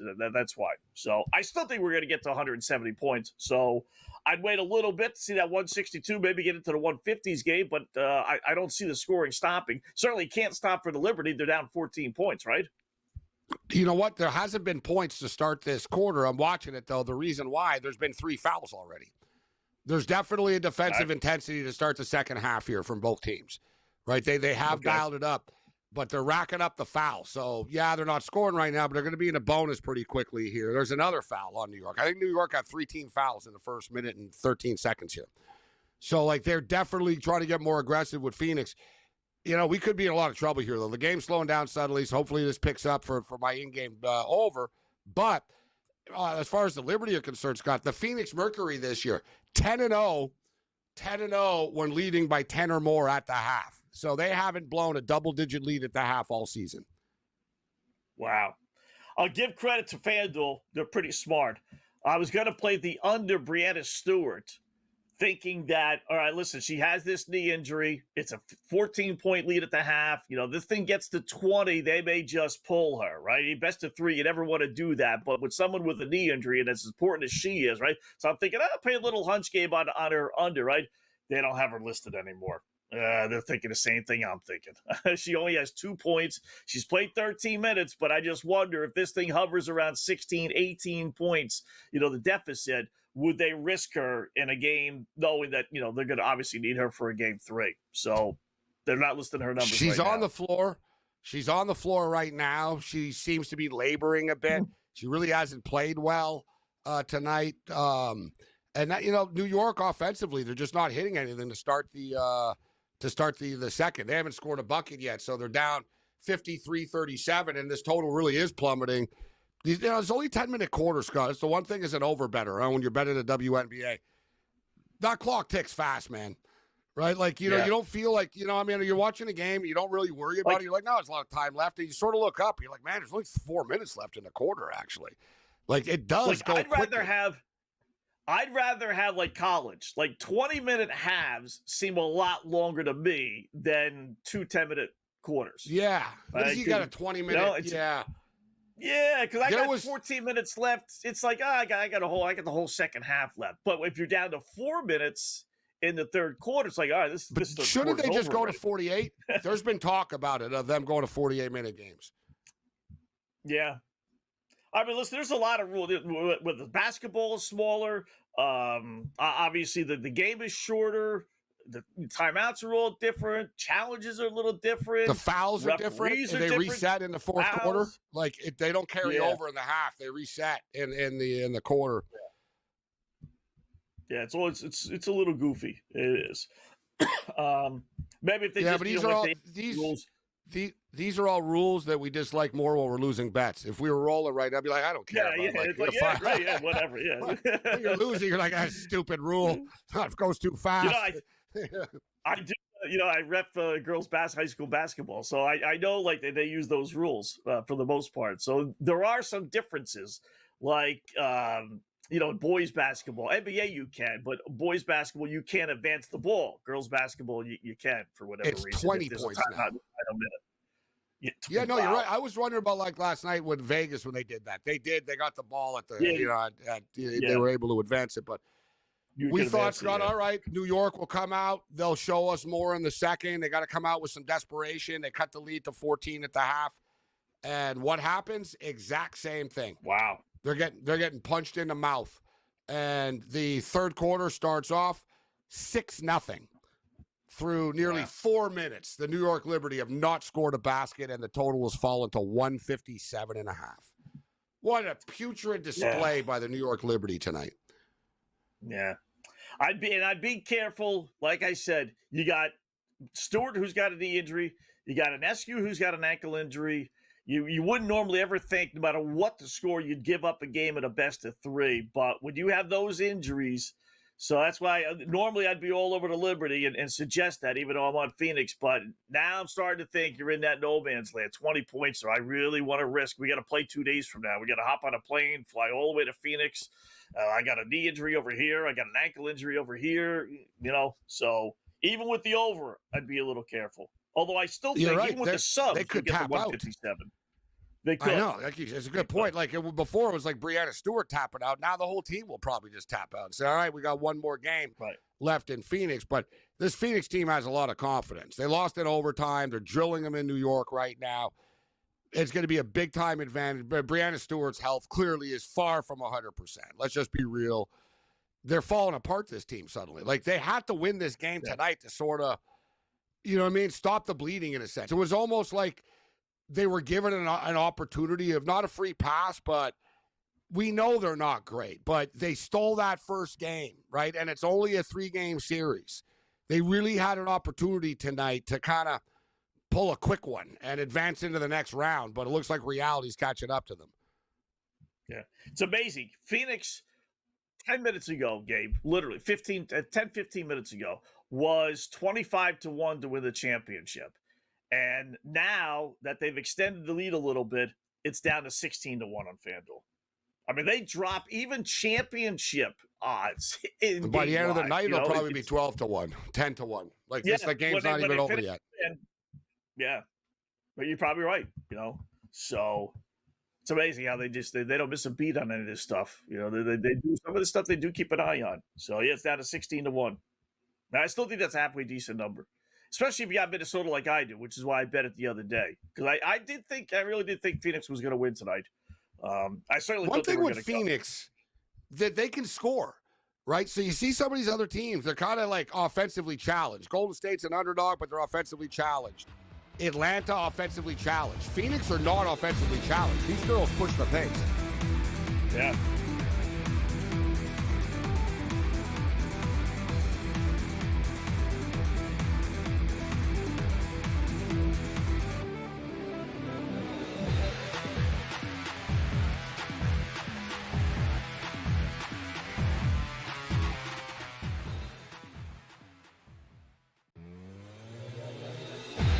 Pitch today. It's like 5 in the morning. We hammer it. He tells everyone, listen, I'm telling you guys, Esteban Loaiza's in no condition to pitch tonight. We all hammer it. We bet against the Toronto Blue Jays. We even went to the game, Scott, even. Esteban Loaiza, word of no lie, bro. He threw 8 innings, a one-hit ball. In-game live, only on SportsGrid. They trade Marina Mabry, then they turn around, and then obviously they fire Teresa Weatherspoon, and it's been a hot mess. You go and, draft Cardozo and Reese, basically 2 of the same player, meaning bigs that can't step out and shoot. So it's a little bit of a clown show when you talk about the Chicago Sky. Betting above the rim. Only on SportsGrid.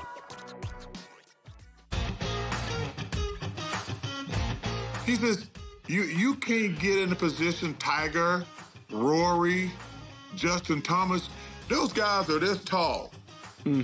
You're never gonna be as flexible as them. You got a lot more leverage and you got a lot of more moving parts than those dudes. The Smiley Show. Only on SportsGrid. I like the shadows coming in, Neyland Stadium. Show High me those school, 3:30. Joe, Back we in the played day, all our games on Saturdays. Maybe one or 2 games on a Friday night away. I always loved that. Same thing in college. Hated Friday night football games in college. I understand why they do it prime time and we have to play. But going back to when we grew up, Keith Jackson. Yeah. Action. Throw another pancake on that plate. Yeah, let's go, it. Keith Jackson. That's my guy here. SportsGrid's College Football Today.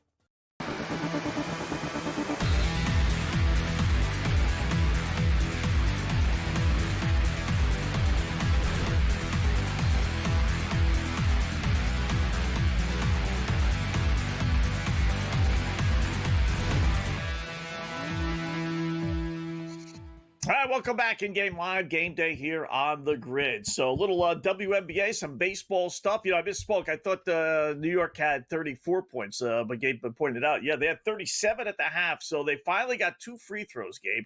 It took them over 5 minutes, so basically 5 minutes to get their first 2 points of the second half of a game in which they were down, 20 in the first half. They cut it to 14. They had a little mojo. No doubt the head coach is reading them the right act, and they're kind of getting regrouped, like, okay, we got a little something going here. So you think they come out flying at home second half, and it takes them 5 minutes, basically, to score their first points. Crazy. And, down 20 now again. People pay real money for this, too. Like, we can talk about the popularity of the WNBA, but these tickets at the Barclays Center are not cheap for a playoff game. And it's only a 3-game series, and this is the performance you give your home fans. That's pretty pathetic. Yeah. Could be your last home game, right? Theoretically. And this is what you want the fans to see. I'm not a big believer, no matter what the sport, I'm really not a big believer, football maybe, but of teams just turning it on, Gabe. I just don't think, okay, we're going to coast. We don't worry about the regular season. We're going to turn it on in the postseason. I don't like betting on those teams. Even if there's injuries to give you an excuse, it's just so hard to do, and that's why I like Phoenix in this series. I was a little surprised they lost game 1. I was betting them, and that's why I wanted to go right back on them tonight. Now they're up 22. And again, when do you call off the dogs? When does New York say, okay, that's 10-2 it? Now. They've outscored. It's 61-39. 61-39. Yeah. The defending champs at home. Yeah. It's been a weird couple of days of this postseason for the WNBA. Whether the blowout wins, crazy lines, no scoring last night in Atlanta, Indiana. The best, hottest team in the WNBA blows a double-digit lead in the third, fourth quarter. I mean, it's just like, and now the defending champions by 22. They're down 61-39. They're being outscored 10-2 now in the third quarter of play. And all right, girls, you want to go back to Phoenix and play with fire? Go ahead. And now it's just sort of like, the script tells us that we've seen over the last 48 hours or so. Now Messerman misses a layup. Like they literally cannot, it's actually pathetic. It's hard to watch. And in fact, I can't watch this anymore. As you stated, when things, I support the WNBA when it's a great game, like the Aces in the Storm last night was awesome. But as you stated, Scott, when this stuff is bad, it's bad, bro. Yeah. It's bad. It looks bad. Remember the Atlanta-Indiana game was bad. This is another one where, well, you know what? I shouldn't say it's bad. One team is bad. Phoenix aren't bad, but New York, seriously, New York, they wouldn't get paint on themselves if they fell down in a paint factory. Seriously, you can't, honestly, dude, the girl's 7 foot, Scott. She just missed a putback. Hard, really bad miss too. Somehow the ball bounced all over the place after. When the wheels fall off for them, the wheels fall off for them. Man, crazy. Mets got us our second run, down 6-4, or not really our second run, but within 2. So bottom of the 7th inning. I told you that 2.5 plus 158. That was a good price. Goofy line. That was a real good price to get that much 158. And the 2.5 runs when they were down only 3. That was like they were down 4 or 5, to tell you the truth. So now they're down 2. They got a runner on, bottom of the 7th inning. Put a little nibble on the money line as well. Now it's only down to plus 230. Bottom of 7, that's a long ways from being over. Yeah, I know the Padres got a pretty good bullpen, but still, that's a long ways from being done. So Red Sox got a runner on third. Marathons. 2 out. They're always marathons, Mets games. There's always going to be some sort of drama and chaos and everything. Yeah, like you said, the Red Sox still 4-4 right now. See if they could break through. I expected it, Scott. I said earlier, late inning. You're going to sort of feel maybe a walk-off type of win tonight for the Red Sox, but I feel that it's coming. But I prefer if they could handle their business here right now. The Mets bullpen game is so bad, the stench just goes to the other side of the field and affects the other team as well.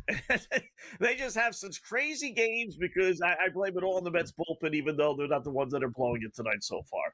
But it leads to crazy games, high-scoring games. I don't know what it is, so I do like that. 12 and a half the total in that game. So they're at 10 right now. It's 12 and a half, and we're in the bottom of the seventh. Yeah, I don't know if I want to do that. But three more runs? I think there probably is, but I'd like some plus money for it. Yeah.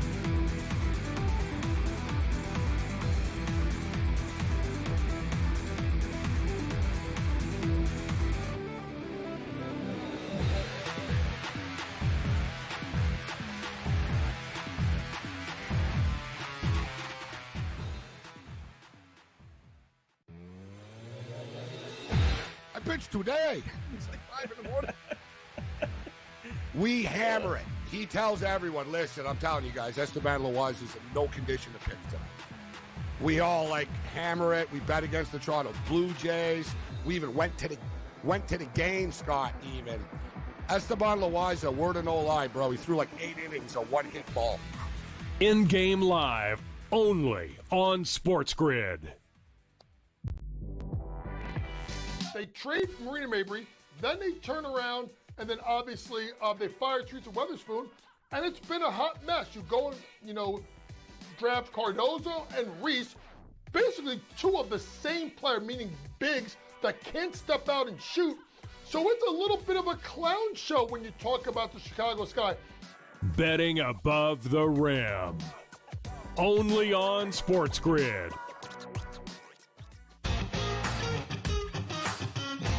He says, you can't get in a position, Tiger, Rory, Justin Thomas, those guys are this tall. You're never gonna be as flexible as them. You got a lot more leverage and you got a lot of more moving parts than those dudes. The Smiley Show. Only on SportsGrid. I like the shadows coming in, Neyland Stadium. Show me those 3:30. Back in the played day, all our games on Saturdays. Maybe one or two games on a Friday night away. I always loved that. Same thing in college. Hated Friday night football games in college. I understand why they do it prime time and we have to play. But going back to when we grew up, Keith Jackson. Yeah. Action. Throw another pancake on that plate. Yeah, let's go, Keith Jackson. That's my guy here. SportsGrid's College Football Today.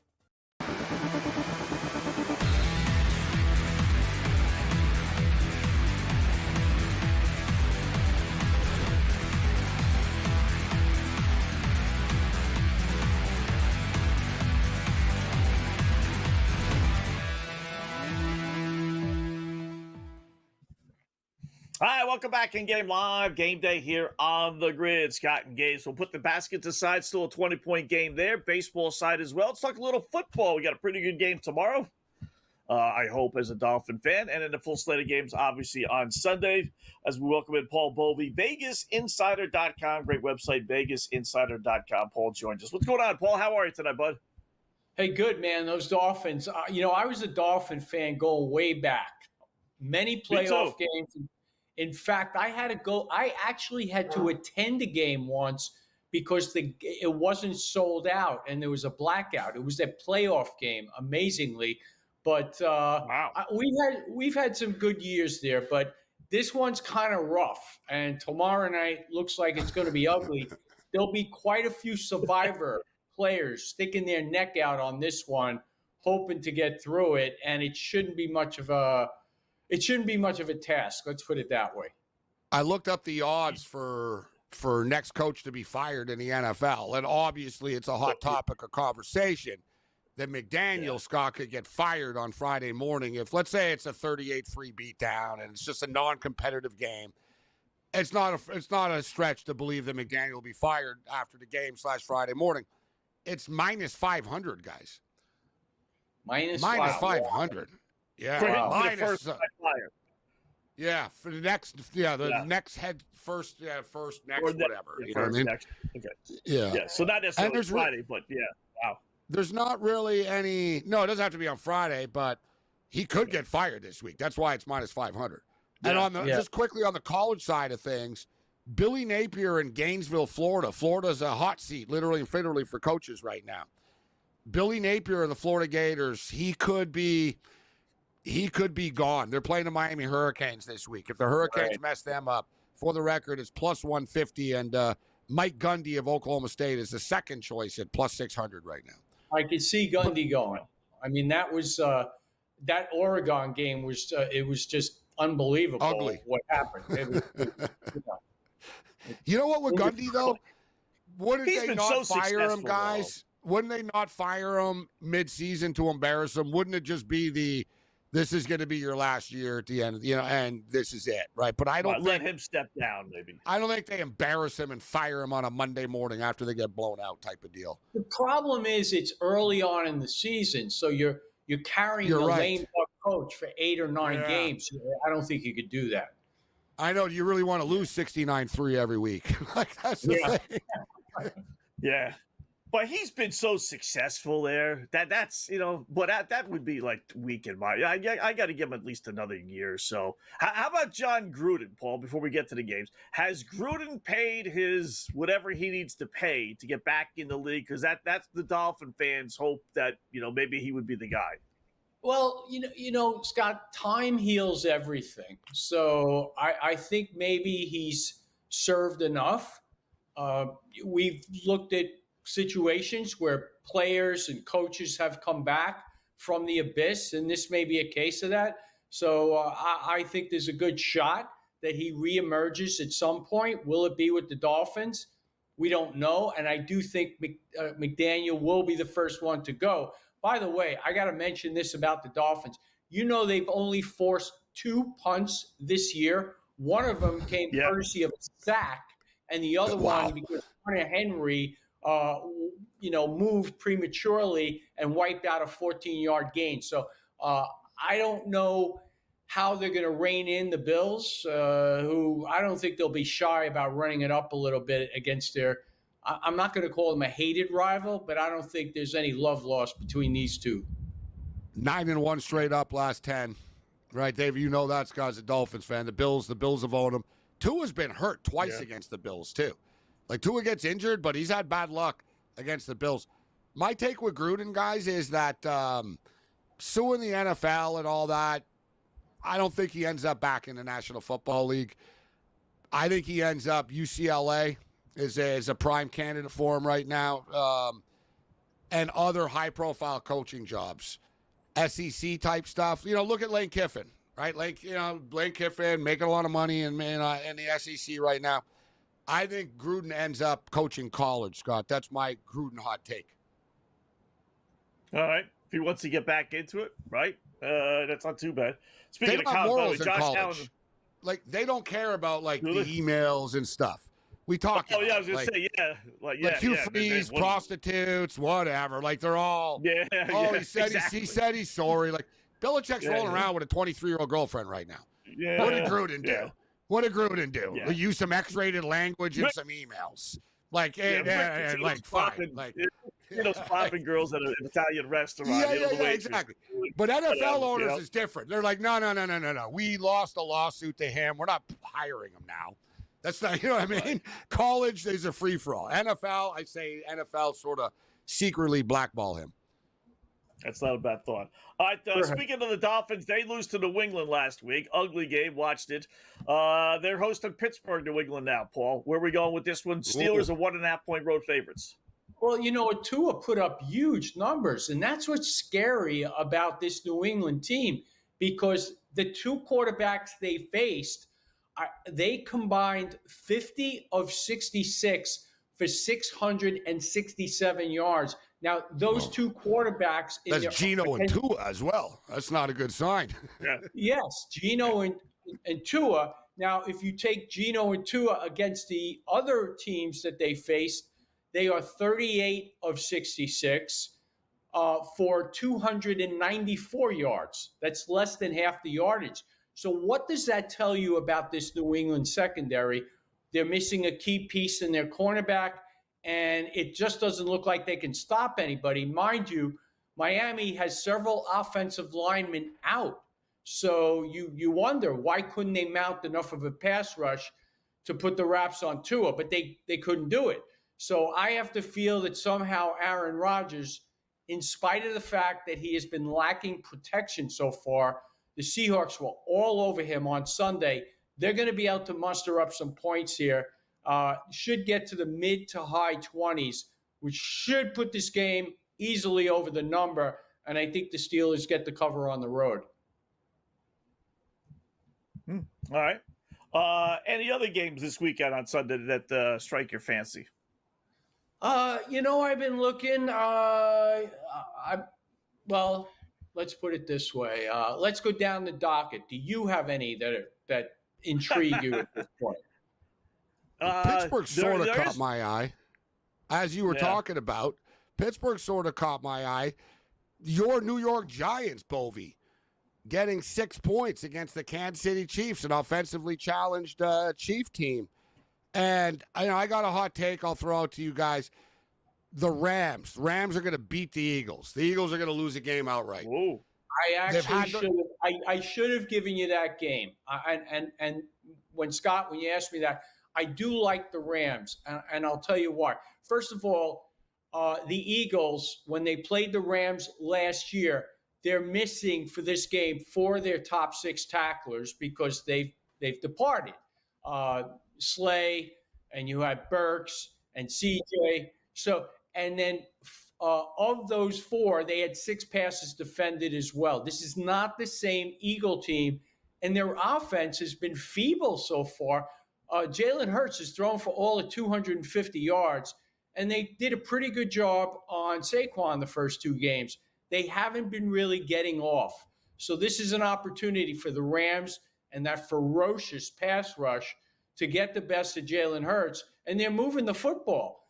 In addition to Nakua, they have Devontae Adams now, so they have weapons. There is no question. They can win this game.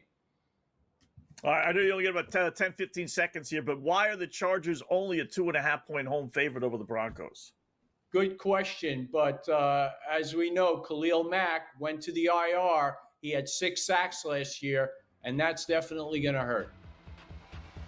Paul, great job, man. Check out the website, VegasInsider.com, for all the work. Thanks, Paul. We'll do it again soon.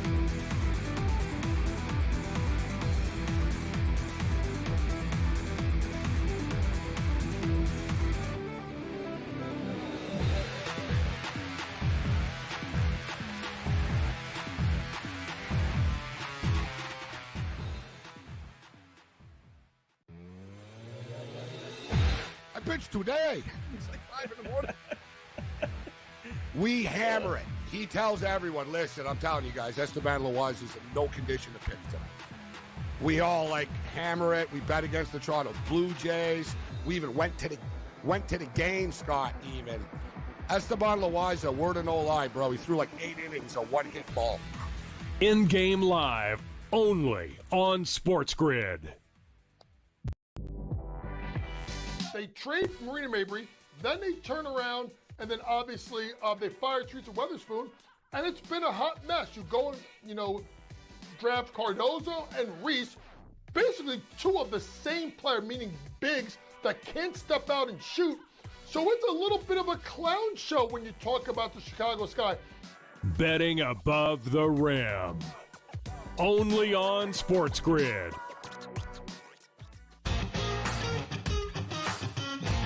He says, you can't get in a position, Tiger, Rory, Justin Thomas, those guys are this tall.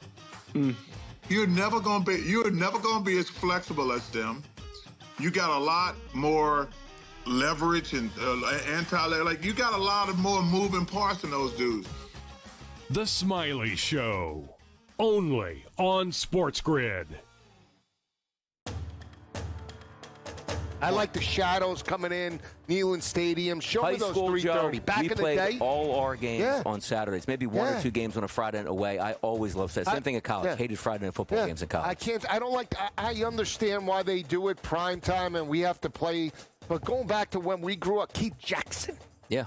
Action. Throw another pancake on that plate. Yeah, let's go, Keith Jackson. That's my guy here. SportsGrid's College Football Today.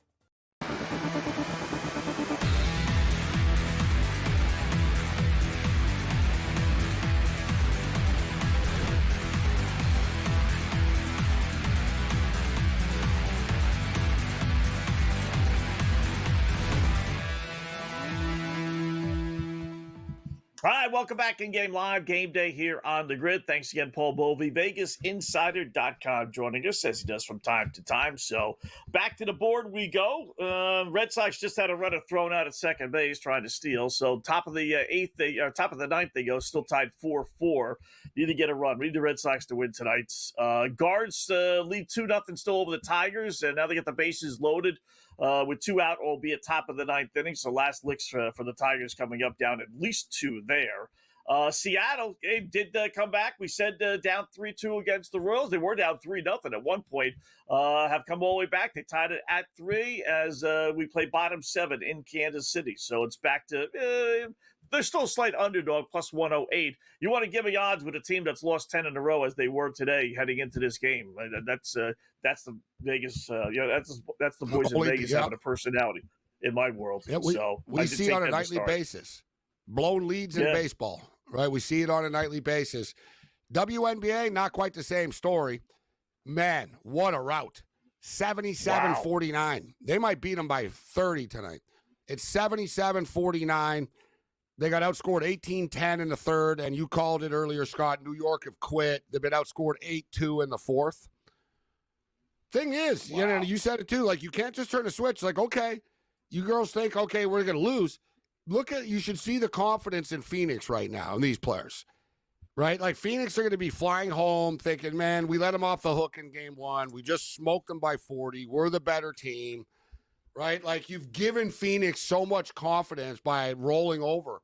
It's not tennis where you lost the set and you're just going to bounce back, right? Like, to me, I'm curious to see what they're going to open up the number with Phoenix going back home after this. The Lynx and Valkyries are coming up.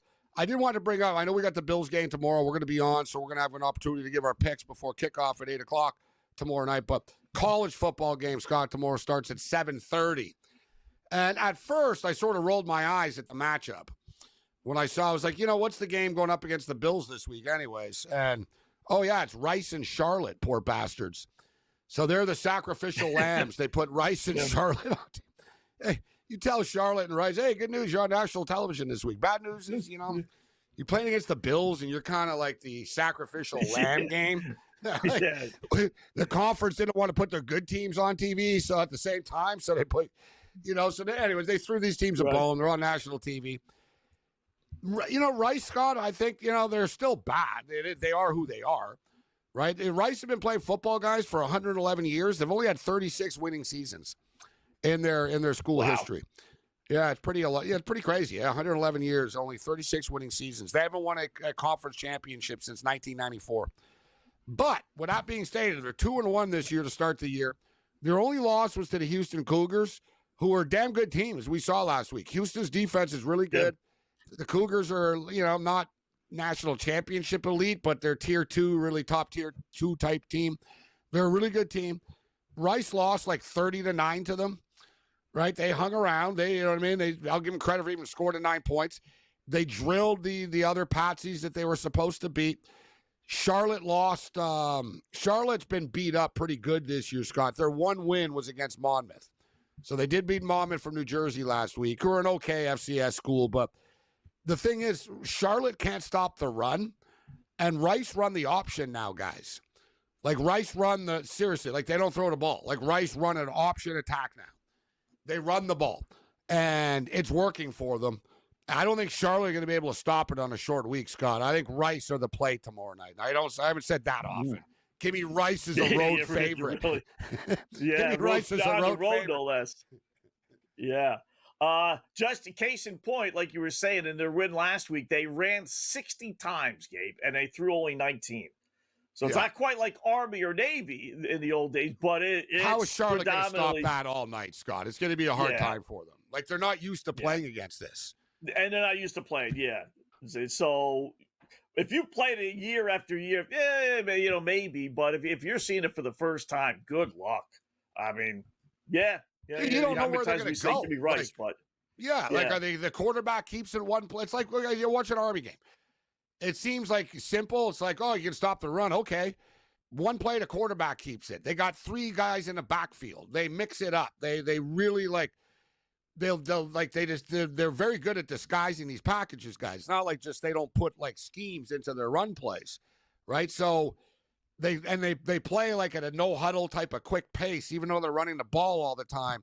It really, unless you're a physical, really good team, and you're used to playing against this Army and Navy type of option attack every year, it's a hard offense to stop. So like I said, is it the game of the century? But I think Rice do get it done. Put it this way, like trust the odds maker in this one, Scott, in a way. Like Rice are favored for a reason. Yeah, we used to run this back in high school, the heyday, Gabe. And the defense. Listen, even good teams struggle against the Armies and Navies, as we saw. With Kansas State losing at home to Army, right? The defense has to make 3 stops every single play. What do you mean? Well, how it works is that the tailback comes up the middle. Quarterback reads the defensive tackle. If he's not being blocked, don't give him the ball, obviously, because he's going to tackle the running back. If he's being blocked, then you give the ball to the running back. All right, so let's say he's not being blocked. So, all right, so the quarterback then keeps it, runs down the line. His next read is the defensive end. If the defensive end is not being blocked, then you pitch the ball to the tailback who's sweeping with you. So you need 3 guys on defense to do what they're supposed to do to stop the play. And they got to guess defensive right. Tackle, the defensive end, and then the guys on the outside. So it's a hard defense to run, especially if you've never seen this before. And then you mix in some, once they start getting so used to the run, pass. You start throwing the ball down the field over the middle on them, and then they're really confused. Yeah. Then you start going down the line like you're going to run the option, but then instead you stop and you take a couple steps back and then you throw the pass. So it's a great offense. It really is. And if you run it to perfection like these military schools do, it's not easy to stop. So yeah, I would bet. I don't do it too often, Gabe, but I would bet it tonight because it's 2.5. I don't want it to bump to 3. I don't think it'll make a difference, but still, 2.5 is a lot nicer number. And if it goes down to 2, whatever, who cares? But I don't want it to go to 3, so it's 2.5 right now on FanDuel anyway. So I'd bet Rice tonight. Put a little Rice Buffalo Bills money line parlay. How about that?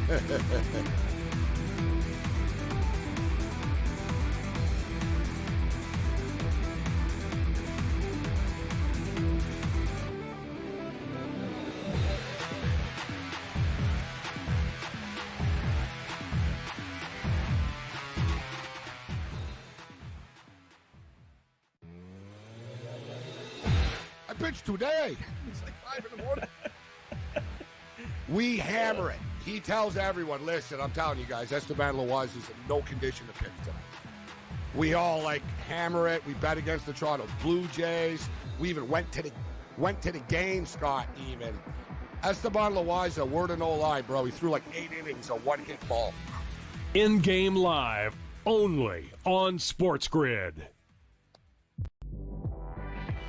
They trade Marina Mabry, then they turn around, and then obviously they fire Teresa Weatherspoon, and it's been a hot mess. You go and, draft Cardozo and Reese, basically 2 of the same player, meaning bigs that can't step out and shoot. So it's a little bit of a clown show when you talk about the Chicago Sky. Betting above the rim. Only on SportsGrid.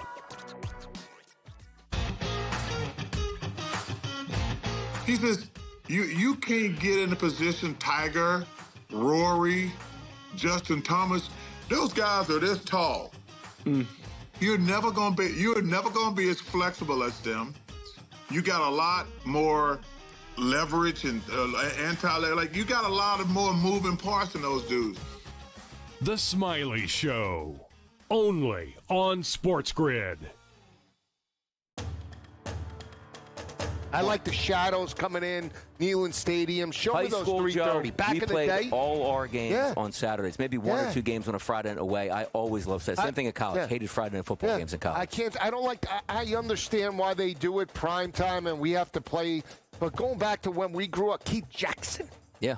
Action. Throw another pancake on that plate. Yeah, let's go, it. Keith Jackson. That's my guy here. SportsGrid's College Football Today.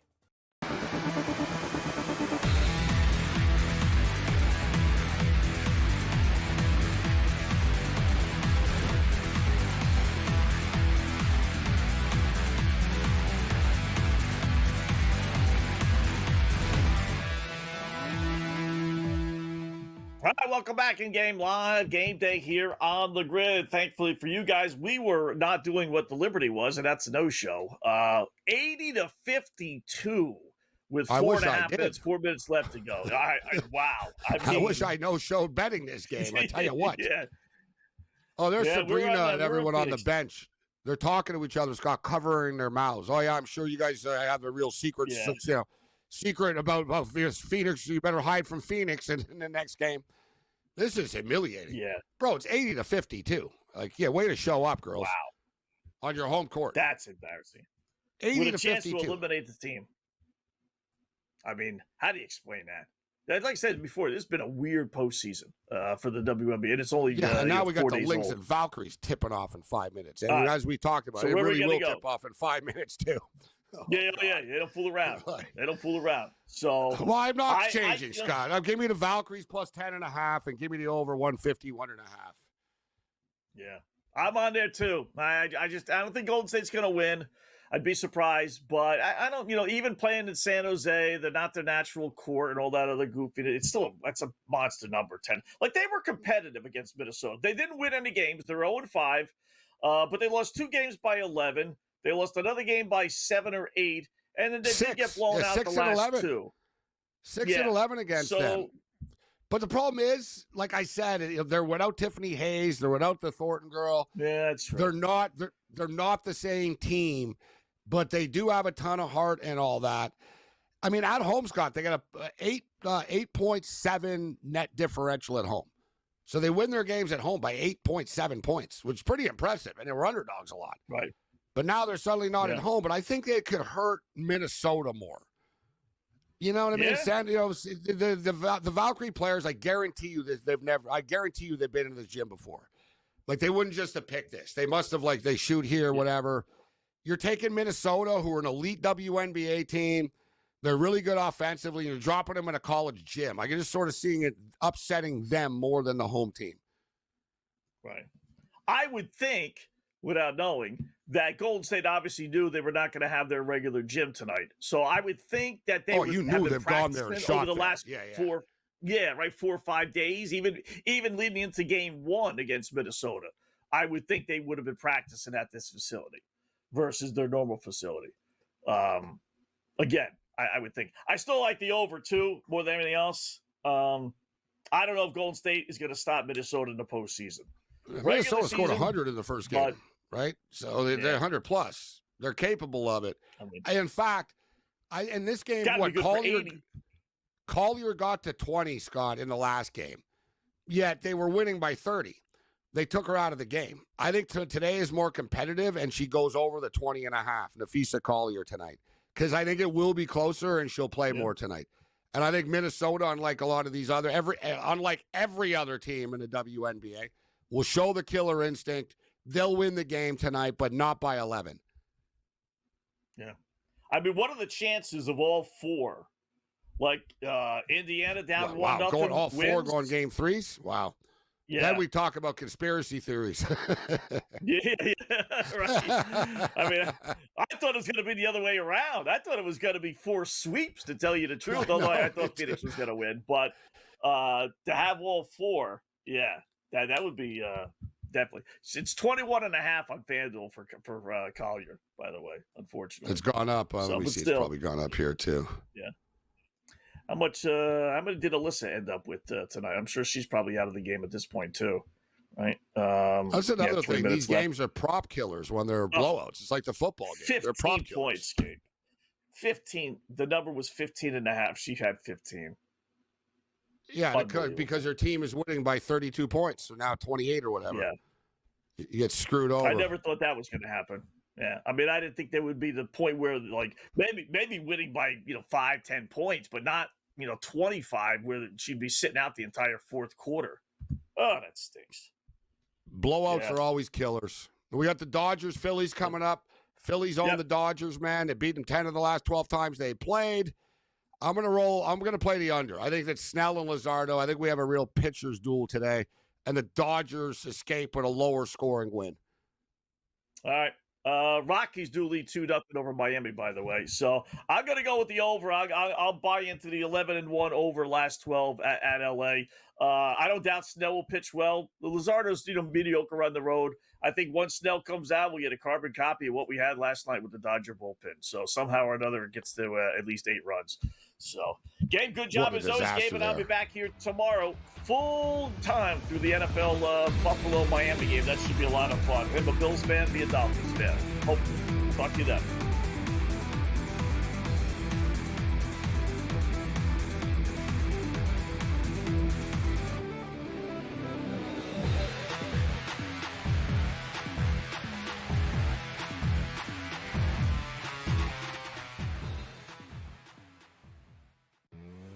Super Bowl market. If you're in the futures market, that's a big deal. Yeah. Tyreek Hill is heavily